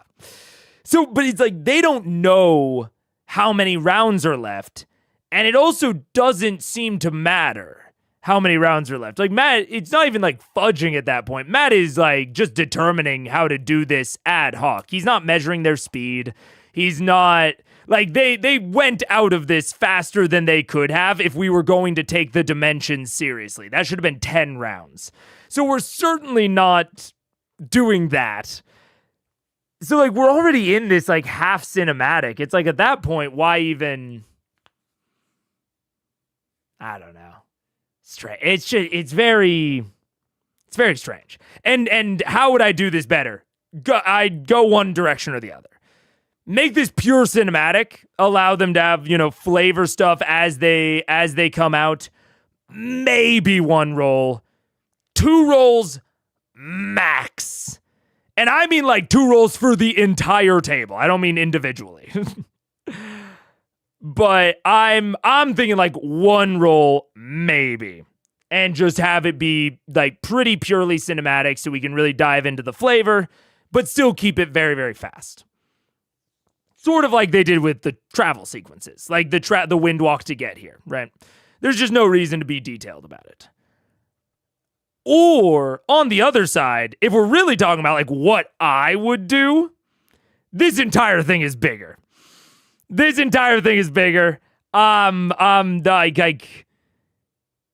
just putting more into all of it. I'm giving them a fucking test tube fucking diagram. I'm giving them a column and I'm marking off where they are every turn. We're an initiative. This is a real challenge. The Ankh eggs are like forming structures, like ants do when they're trying to go between branches. They're forming structures with their own bodies to try and block off Vox Machina's escape. And you gotta fucking aim for the hole. And, oh my God, you hit an Ankh egg and it, dislodges from the structure. You get through, but now there's an Ankh egg on your flying carpet that you need to dislodge now, right? Like I'm making it bigger and deeper in basically every way. This all comes with the caveat of if I'm just thinking about how to do this dungeon like justice, it's go bigger. If I'm thinking about this from the perspective of we need to get this done as soon as possible because it cannot extend into the next session and we can't fucking play for 5 hours. Right? If I'm thinking about it from that perspective, I'm going purely cinematic. So it's like cinematic for speed. Remove all these checks. Or if speed isn't a concern, everything's bigger. Everything's bigger, more complicated. I think this is a really fun setup for a dungeon. Like, there's so much here that I think could be expanded upon and create a really cool dungeon. And so I would just expand it at every turn. Make it literally bigger, more maps, more diagrams, more like thought in the sequence of how they get up, what the blockers are, what they can do to stop that, how they're actually going to interact with the Ankh Egg Horde. I might make a stat block for the Ankh Egg Horde. As this mobile structure that's trying to block their path. But I understand the arguments of why Matt might not want to do that here, in which case I would go in purely cinematic. Just like when they went down, they made 1 stealth check and they're down, that sort of thing.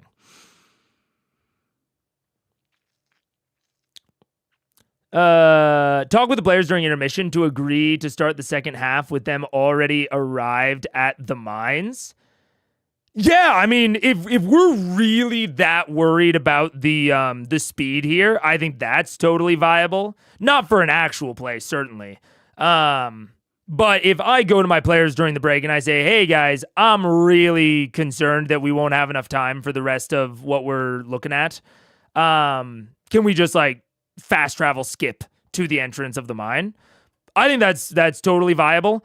I'm also, you know, I'm in a position where like I'm not as concerned about things going into the next session. I'd rather build like a big cool dungeon than have it super cut short. Or if I am going to cut it short, I don't generally opt for this middle ground approach. Because I think it kind of inherits the worst of both worlds rather than the best. Sort of less than the sum of its parts here, I think. Which sucks because the parts are cool. Like I said, I got what I asked for. I got a fucking... If I just look at the fiction of what happened, you can put a sick backing track on this. This will look great in Legend of Vox Machina. It'll look awesome. That's exactly what I wanted. I just didn't expect for there to be so many rolls to slow it down. And I'm just sort of like, why? These rolls are not doing anything, and they're just like slowing down the cool action sequence, you know? Yeah. I'd simply make it good. I'd make it more or less. One of the two. Roll luck checks. If I'm worried about speed, no. Maybe one check. Maybe. But like, I don't see any in my head when I'm having them roll, I tend towards rolls where both outcomes are interesting. Not necessarily both outcomes benefit the player. Lord knows a lot of the times they don't. But just that both outcomes are interesting. In this scenario where they're getting damaged by acid, I'm trying to think of like the interesting outcome there. Like, is the interesting outcome that they fall back in the hole? Probably not. If we're talking about speed being the concern and like ending this session, one of them falling back in is just going to extend things longer and be even like more extended and more boring because they can always teleport out. They just chose not to. Right, like they can plane shift out, I should say. Alternatively, I guess if one of them goes down on like the flying carpet, but they're not necessary for flying the flying carpet, and then they get stabilized by the crew by feeding them a health potion, is that an interesting outcome? I don't think so either. So when I look at these checks and the damage that they're dealing, I'm like, what is interesting here? And I don't see it beyond the fiction. Like the fiction of them, like, you know, going up through the channel. That's fun. And so I just focus on that. Or make everything bigger. You're all fairly beaten. Is there anything we can throw down there just to really piss them off? We should try to kill as many as we I'll drop a bead of firewall. Yeah, and I can drop a fireball in there. I'm sorry, a wall of fire. Let's just throw a wall of fire on the edge of it? Yeah. Yeah, and I'll throw a fireball. Sure. Burn it out. Burn the place down. see how many we can kill. All right. Extermination. Bug bomb. Bug bomb. Can you- in the hole. I was gonna see if I could put like a blade barrier on top of the hole, so they just like once the fire's in there, they can't get out. What's the radius on Blade Bear? Blade Berry? We're Ace. just barely crested. Oh, there's Past it. So the whole 90 thing. feet. Okay, we'll say you, as you're coming up at the top, you But throw it on the they blade can do it barrier. first. Oh, what's the radius of it though? It's Oh, it doesn't. I don't think it says. I'll pull it up real fast. Oh, it does say. Oh I'm yeah, sorry. 60 feet in diameter. No, you can make a straight wall of 100 feet or 60 feet in A diameter. ring wall up to 60 feet. Okay, so you make a So wall it that kind of might- goes on the one side of it. Oh, Can't okay. do the It's whole okay. Yeah, do the wall of On the fire. other, okay, so you great. You don't get to get the whole radius, but between like the wall of fire and we'll say the bladed wall, you blast the kind of opening there. You coast away, watching and hearing as dozens of onkegs that are climbing up to the top begin to just, and then eventually they all just begin to burrow back into the rock and stone and vanish. The ones on the surface begin to burrow below, and a calm stillness comes over the exterior of the mines as you all coast up, hundreds of feet in the air over the forest now, kind of licking your wounds. And so you remove the glitter, and you removed The little coffin. the little like the little stone placards. They kind of like wedge it out, but you got it up there. Okay. So, and that's what we'll call for the night. Nice. That was was awesome. 57 hit points. Whoa. Wow. Yay. Add 100 to that, and that's somewhere around. That's it. Where are you at? I fear for you, man. 11. 11. Oh my god. Yeah. 11. I was 46. kind of hoping though, That like, Jero kept was a doing bitch. it. And invested. Oh man, dope. that was also created by the chat. Was it? Yeah. That was that baby? Was Yeah. Why you do this to us, Chat? Why you make Oh, right. I kind of forgot about that, to be honest. I did technically know about that. The celestial. What was the monster encounter? Where? NPC, occupation, winner, ziggurat, winner, Kryn.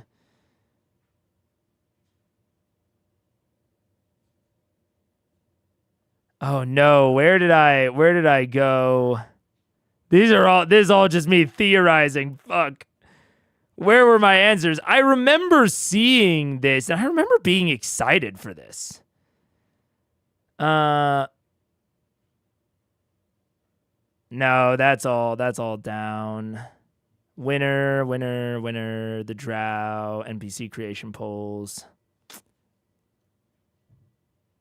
Yeah, it was all this stuff, but I don't think you did write the name of the monsters. I think John sent them to me. One moment.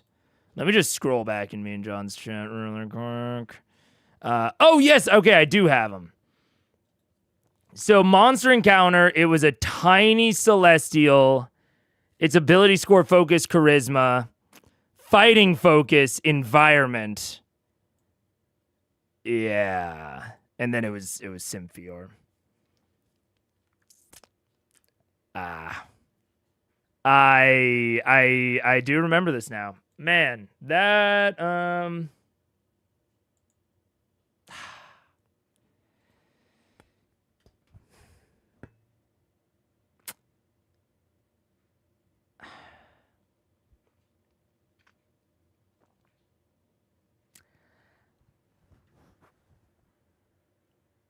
I don't want to assume too much, but it does stand out to me that two of the big things that I did not like from the past two sessions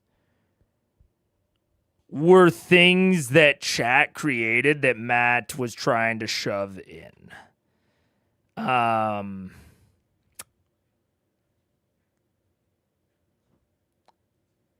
And I still see the lines, and I'm not gonna like blame chat, and I don't necessarily blame Matt either. It's just I don't know. I don't want to draw too many conclusions about what it means because it's 2 points of data.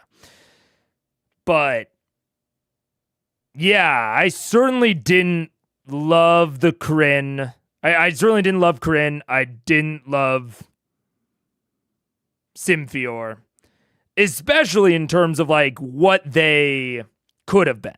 I'm not, again, I'm not just like butthurt that Matt didn't do the thing that I wanted. But it's like a fucking Celestial with a focus on terrain. It summoned one wall. Is that Matt's idea of a focus on terrain? Like, I don't know. It's pessimistically, it looks like Matt didn't put as much effort into these ideas as he would like a natural homegrown idea. It seems like he just needed to fit them in and didn't take too much of a consideration as to how. But I obviously don't know that. That is like, that's what it feels like.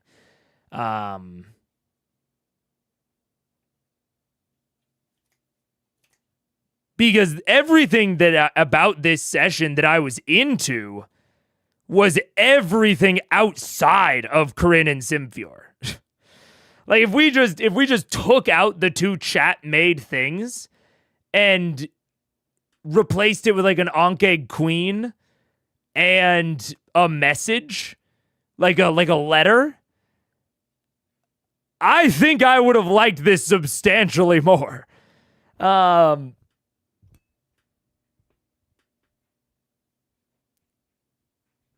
like, to be fair, I don't think it's even remotely a necessary GM skill or something that I'm going to judge a GM on how well they fit random other ideas into their world. It's still like on Matt and the CR crew for like, opening up polling in the first place, but I'm not going to judge him for not being able to fit that in as well as he might fit in a totally homegrown idea. But, yeah, I don't know.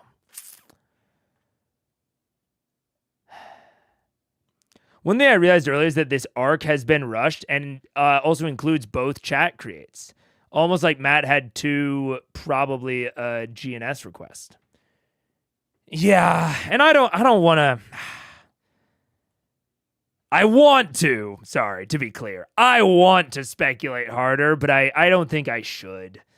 Because speaking of like the infinite amount of things we could attribute this to, but it definitely. Yeah, it feels rushed. And even in my mind, like thinking about Matt like cutting things for time, I have never seen him so aggressively cut, regardless of the reason, regardless of there being a guest player. He's made guest players wait for an hour and a half before. I don't, I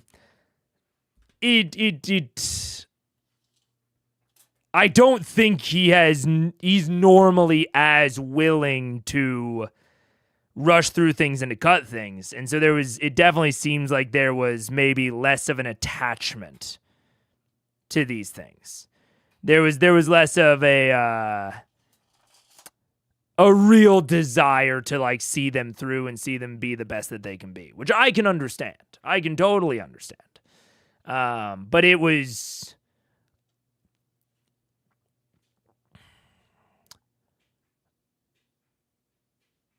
the fact that it was all somewhat rushed was very apparent. It very much stood out compared to Matt's normal level of quality.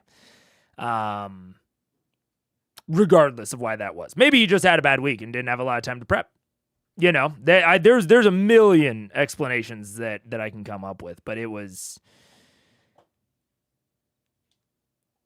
Yeah, I don't know. It felt very hodgepodge, I guess. There's a lot of quality in the ideas. I think the issue is the timing for these kinds of ideas didn't necessarily work. Yeah, there was something going on. Something going on. And it's tough because there's individual things that I really love here. Like, I really like the idea for this dungeon. I like the idea quite a lot. But then in execution, so much of it was cut, I think. Or, either so much of it was cut, or it just wasn't deeply planned enough. And either way, it left what was a really fun idea feeling very shallow. And I felt similarly with Corinne, or Krissa, or whatever, the bounty hunter, the drow. It's like everything, once they got to the city and interacted with Tyrion's father, a lot of that felt really nice. I really liked the broad the broad story beats of Terry's quest, of this is the end of Terry's quest line, or personal arc. I thought it was really interesting. I thought it was well molded to a character that came in when Terry came in. You know what I'm saying? But the bounty hunter, it, number one, doesn't even feel like a real fulfillment of the chat idea. She's a baker in the way, she's a baker in the way that my father is a computer expert because he uses computers to do his job. Just because she bakes, I don't know. So there's all sorts of, there's things I could nitpick. And the investigation, I could obviously nitpick. But it really just felt like it was just blown straight through to try and get through it, which I get, but it leaves it feeling very hollow, very shallow, which kind of sucks because I really was interested in a lot of the ideas, and especially with Terry's family. There's a lot of cool stuff here, but it's just none of it came together for me. Yeah. Also the holes. As a GM who mines players for my ideas, I think it is very much a skill. If my players gave me a silly villain, I use that and make them scared of it. I think that's fair, Cot Dingoes. It is. I think there is a skill in taking content from other places. Yeah. It's I'm not necessarily going to like hold him to it if he can't do it. But I do think there's something very much to be said for the ability to take that from other places and work it in a very not conceivable, what's the word? A very convincing manner. I don't think it is something that is easy. Yeah. Less invested in them because he's got bumper rails he's been given to work with. Yeah. And I mean, I think that you can take those bumper rails and you can get really excited and you can do a lot with them. Like, I think that's like where like Cot Dingoes would be, is like, you know, you can hear those ideas and those like guardrails and like really expand upon them and invest in them. Like, I think that is something that can be done. But I don't think that's what happened here. Yeah. It might be because he didn't have this planned. I mean, it seems like at the very least, Symphior, the little cherub, was planned. I mean, it was part of the chat poll. But if you mean like the whole arc with like Terry's family, and like that whole thing wasn't prepped until the chat polls, I can see that. But even so, it's taken enough sessions. Like, that has been happening for like 3 sessions. He could have prepped stuff in between, you know? So it's like, I can definitely give that some credence to some extent. And like I said, we don't know the personal life of Matt Mercer. Maybe he was just fucking busy. And sometimes that shit happens. You don't have enough time to prep and things are shallow. And that's it. You know, it can just be as simple as that. Kind of like the Kraken of like, I don't think the Kraken was shallow.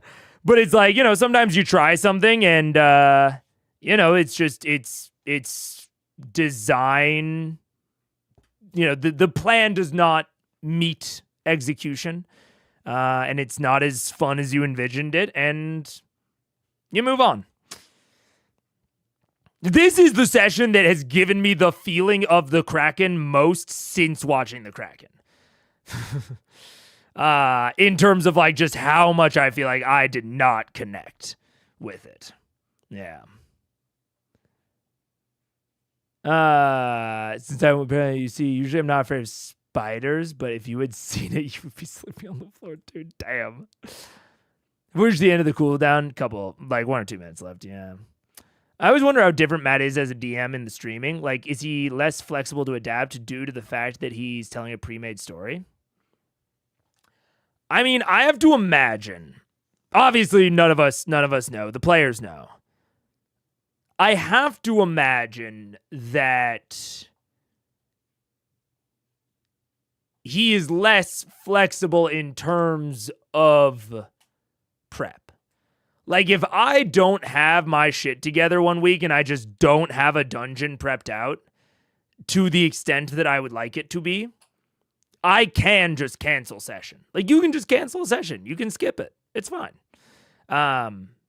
You know, it's whatever. You shouldn't do it often, but you can skip a session here and there if you don't have enough prepped out. If it's not where you would like it to be. Matt can't really do that, you know. Matt does not have that option. So even if we look at this arc or these chat things from the perspective of they're just shallow, maybe they didn't get as much love in the prep time as they needed. Even if Matt realizes that, or even if Matt, knows that he just doesn't have as much time to prep this week, gotta go live, bro. They got a schedule to keep. It seems like they are very, very averse to canceling stream. It does not seem like that happens often, if at all.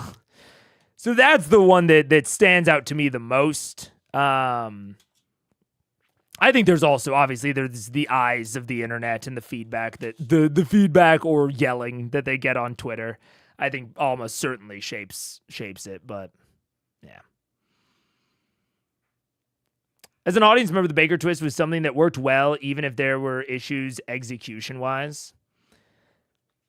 Yeah, and I mean that's it'll work better or worse for different people. I mean I would say that Kryn worked better for me than Symphior. I did think that the investigation and the character and the twist was very underbaked, huh? But it was structured in such a way to where it was like, okay, I know that they're rushing through this, but it is rushed in a way that I don't have too much of a problem with. It's not degrading the experience that much. The juice is worth the squeeze in terms of how fast it's going and how much they're rushing it and the apparent shallowness of content. That worked for me. I could see it. Symphior doesn't work for me at all. So I don't know if I would quite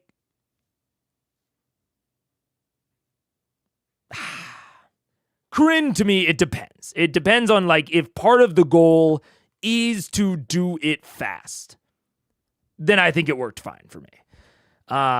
If it was just rushed and that wasn't necessarily one of the goals, if the goal wasn't necessarily to go fast, I don't think it worked for me. But that really has to do with Matt's internal goals, which we will definitely never know. The Baker thing stings because Bounty Hunter lost the vote, but Matt combined the two. Oh, did it lose the vote? That is crazy. That is, just make it, I don't know. The whole polling for chat seems such a naive idea, even for the times. What did they think was going to happen? I mean, it's tough. I can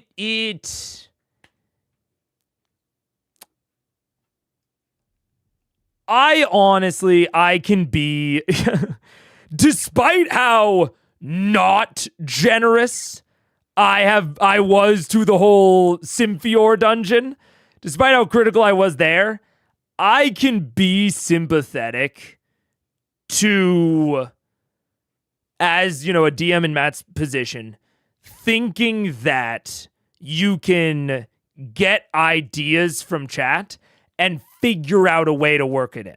I can be sympathetic to the idea that you thought, that Matt thought, that plugging and playing would be easier than it was for him, potentially. Obviously, a lot of GMs are much more highly improv'd than Matt is. I'm a higher improv GM. Someone like Brandon Lee Mulligan, much higher improv GM, it seems, than Matt is. And so I can very much sympathize with him thinking it can't be that hard to work in a satisfying way. I've seen these other GMs around me do improv well enough. An idea from the audience will be as easy as improv, if not easier, because I have something to base it off of. And maybe it just, wasn't quite as easy as he anticipated. Or I can at least be sympathetic to that, that idea. And maybe that this was a learning experience for him. Yeah. Because if I was running an actual play, I could see myself polling audience for ideas. But I would be, and again, I'm not in Matt's brain. I don't know how he views their audience. I would be so paranoid to not do audience ideas justice. And I'm not even necessarily saying that that's a good thing that Matt should have been paranoid, but it is wild to me if there wasn't some exterior life factor that just meant he couldn't prep as much. It is wild to me how shallow they were. I would have been so paranoid about making sure that they were full and robust and met expectations compared to my normal content.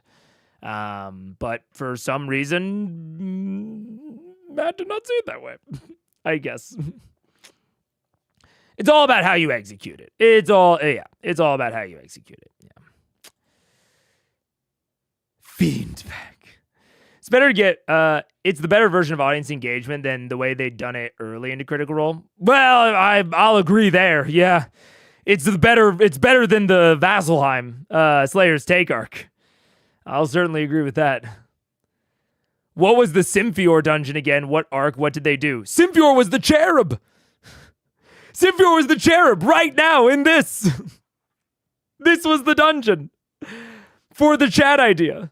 It was supposed to be a tiny celestial that was oriented around charisma and focused on terrain and environment. And look, when they said that, I was like, damn, a celestial that's terrain oriented, that'll be interesting to see. Because that seems challenging. I don't really know how I do that off the top of my head. And off the top of my head, I still don't. But I would certainly, I'd find a way.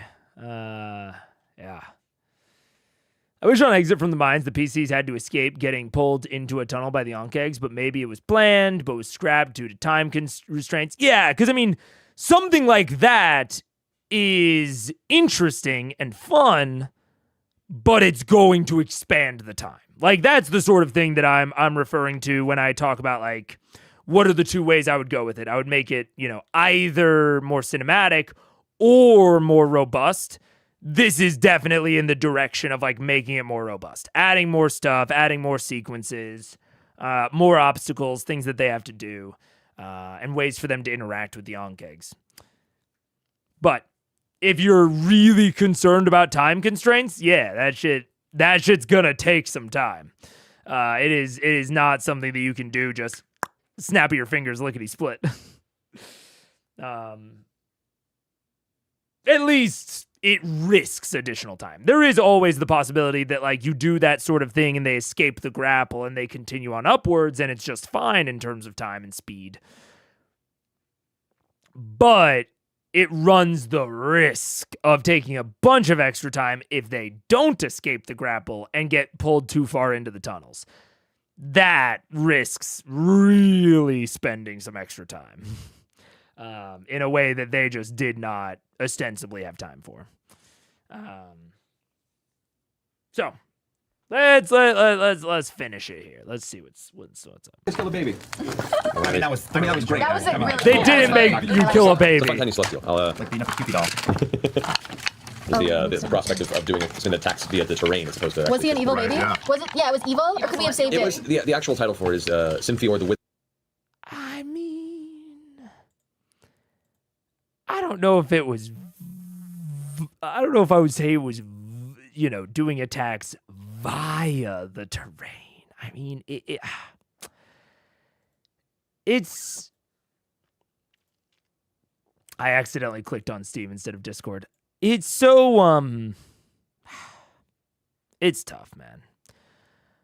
I think that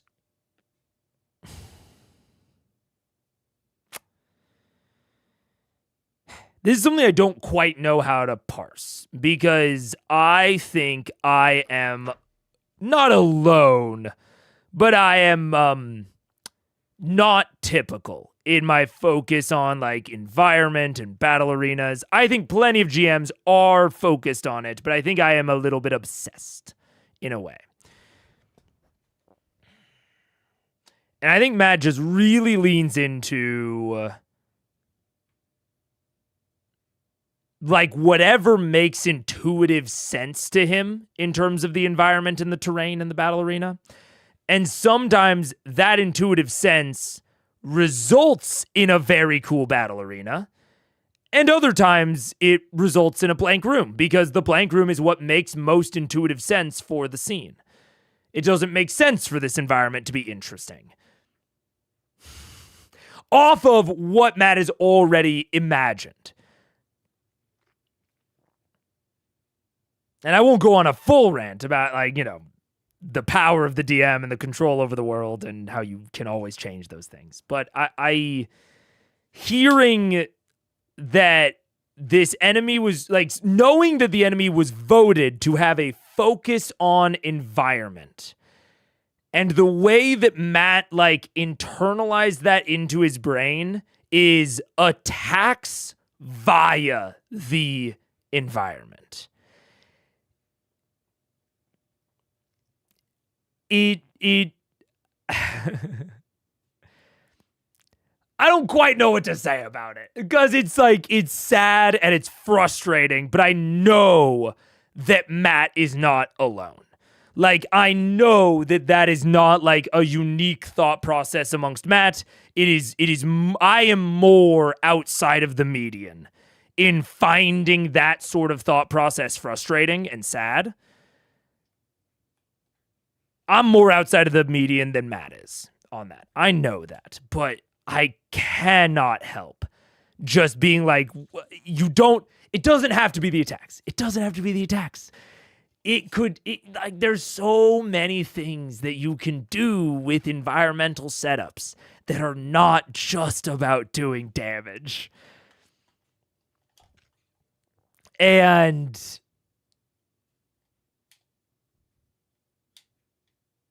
yeah. And so it's frustrating, but I don't want to be too hard on him, because I know that it is not a it's not a Matt specific thought process. He's well within the normal on that. So I don't know. Can't wait to see how you feel about some of the later campaign set pieces. I've really been liking a lot of Matt's environments lately, which is why I think it's especially frustrating when, like, I've broadly been thinking that Matt has been really improving in his environmental design, and, like, especially his battle arenas, to then get this where the focus was meant to be on the environment, and it's like in the bottom half of environments that I think has been in C1. Like, the wall was cool, and that's all we had going for us. That's just, I don't know. It's tough. It's really tough. Yeah, I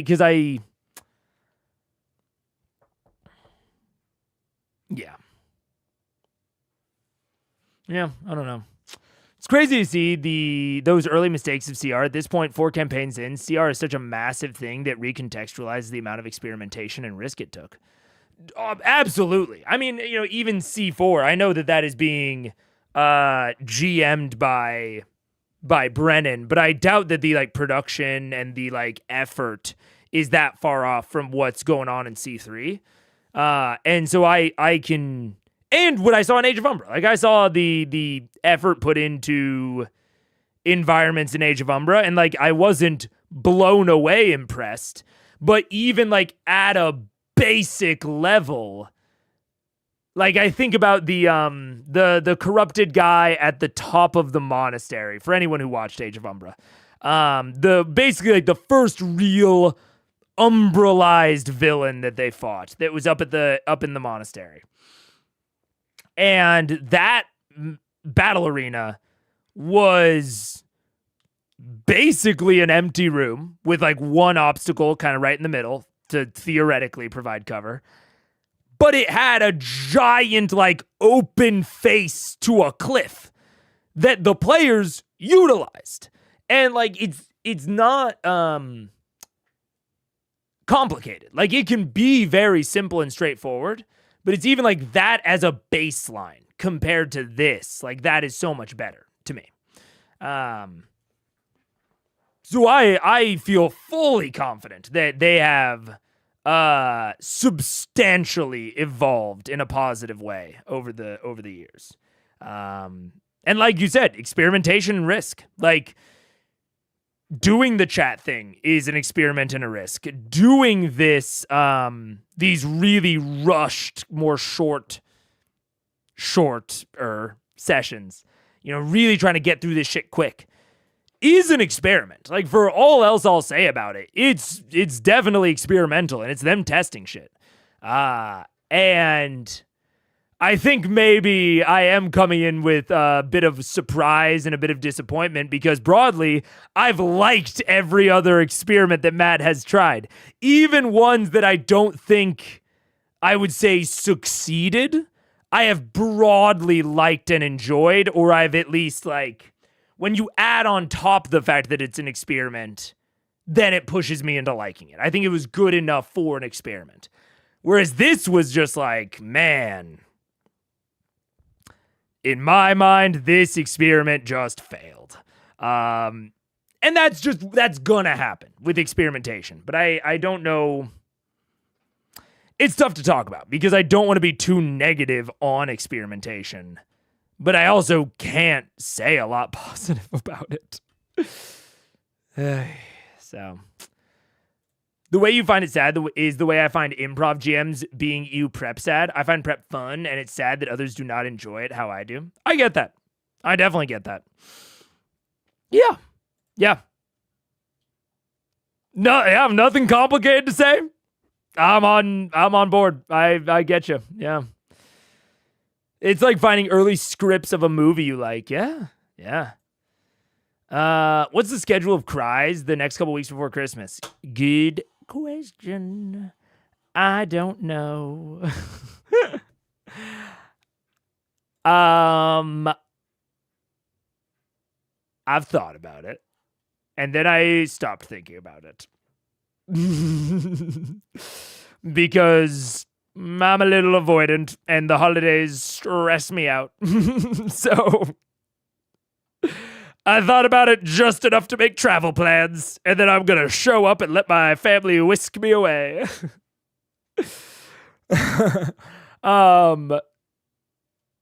So I am definitely not doing the 26th because I will be in Kansas. In theory, I could do the 22nd, but I may or may not. I could also, in theory, do the 15th, but there's someone who's coming in for Christmas to Chicago that I may want to hang out with on the 15th for the holidays. So 12th and 19th are pretty solid. But I don't know if I only want to do it on the 12th and 19th, or if I want to do some rescheduling, or do some like fill-in days in between there. I'm not sure. Just do start an ep on Friday and 0.5 on Monday, and then go back to regular after Christmas. I think it'll be along those lines. I think I'm not going to worry too much about the timing stuff of like starting an ep on Monday and ending it on 0.5 on a Friday. I'm not going to worry too much about that until after Christmas because it's gonna be weird no matter what. I don't think. Yeah, I think I'm just not going to worry about that too much, and then I'm just going to get in at like streams when I can and when I can let you guys know far enough ahead of time. If it's not on a normal Monday, Friday, I will try to let everyone know at least a day ahead of time. I will try. Sometimes I'm bad about that sort of thing. But I will make an effort to. Because I always want people to be able to plan. I don't want people to feel like they're missing something that they might have wanted to see. Because, I just got it in my head one day to go live. But that might just be kind of what happens. Who knows? It's hard to know. Yeah. Mega streaming cries from the upstairs room at the family Christmas party with all the other overwhelmed kids who need a quiet place. Look, if Cries wasn't 5+ hours, if Cries was closer to 3, I might try to do it because I do like my alone time during the holidays. Holidays are not my jam in general. Nothing to do with the holidays themselves. Like the meaning or the symbolism behind any given holidays. I also hate my birthday. It's like one of my least favorite days of the year. Not like because of anything complicated, but just because everyone texts me. And then I have to respond to all of them. And it's like, oh, the day where I have the most chores out of the entire year. It's just not my jam. It's not my jam. If people want to do things together or want to have family time, I'm so down. I just, the holidays always have just so much going on. It's just, no, thank you. They're really overwhelming. They're overwhelming. I don't like them. I used to like them when I had less responsibilities. And when I didn't have to book flights and shit. Ugh. And now, no thank you. But anyways, oh shit, I still need to get to the end of this. It was essentially a celestial seed that was placed to eventually emerge as a guardian in a future time, almost like a Ragnarok type circumstance. But the land around it became corrupted as it kind of gestated or was held in stasis, and then was awoken prematurely, and as such it became this kind of horrible. Corrupted by what? Corrupted by what are we talking about? Just it was? I mean, that's fine. That's okay. Dude, this is what I meant by I can come up with any explanation. It's like that was the minimum of what I thought happened, and I think that's it. I think that's about as deep as Matt went. Which is fine. It doesn't need to be connected to anything. It's very yeah, okay, that's the bare minimum to make this work. Yeah. Monstrous version of what it was supposed to be. Sorry, dude. It was neutral. Could it have been fixed? But it was dangerous. Nah, not by us. It seemed pretty far. Not anymore. Fucking did. Alrighty. Thank you guys so much. We'll be back next week with the Battle Royale. Oh my That'll be fun. Everybody cook Healy. Moral one Yeah, back. go for Keyleth to begin with. Let's kill I him. am going to be looking at These all two. of my spells. These two have to be the first to go down. Yeah. What? Oh, yeah. Because loot drop. Ooh. Bro, I said it. The two that I thought were most likely to win. But that's the fucking issue with Battle Royales, is that people can just focus you. Oh, yeah. Yeah, we gotta get Hunger Games with this shit. Oh, it's gonna get. Yeah. So jealous. And the cornucopia of loot. This is gonna be. I'm going for the machete! But Vex, you're my best friend. No, you're my best friend. I won't kill you. Okay, let's get close to each other. Please. Like within 5 Form an feet. alliance. This one shoved my face into lava at the end of the last Battle Royale. I love you. It was pretty good. It just gets going. And then Mike did it to me immediately the next round. I love you! Yeah. Oh my goodness. All right. I think that was the end of the timestamp, if I'm remembering accurately. Oh, I wasn't here to mention, but this Battle Royale is by far the most entertaining. I've thought about, I think if I do watch it, I will probably just watch it on my own and then maybe talk about specific moments on stream, kind of like I did with the Age of Umbra type streams. There might be like a little bit of an elongated intro to one of the episodes where I talk through some highlights. If I end up watching it, I might not. I've got C4 to catch up on. But maybe I'll go back and watch it someday. But take that recommendation to the rest of chat. If anyone in chat hasn't seen it, it's the most entertaining one according to Ron Quixote. And that is where I end. I'm really crossing my fingers that now that we're out of chat created content, that I will get more into it. And I can give this a big ol' seal of understanding, not seal of approval, but seal of understanding. I get why this was the way it was, and it's sad, but what are you gonna do? It happens. And that's where I'm gonna call it. Thank you. I just realized I never did the intro, and I'm not gonna do the intro now because now is the end. I will see all of you probably on Friday, maybe a different day. I'm going to say no to running ads because we're right at the end. Most likely on Friday. If I don't go live, I'm probably not dead. There was just probably we are getting into holiday scheduling complications. So I'm going to try to be as communicative as possible, but communication is not necessarily my strong suit. Or at least communicating plans, I should say. So I will try, but this one might just be a wonky little season. Anyways, I will see you all later. Goodbye.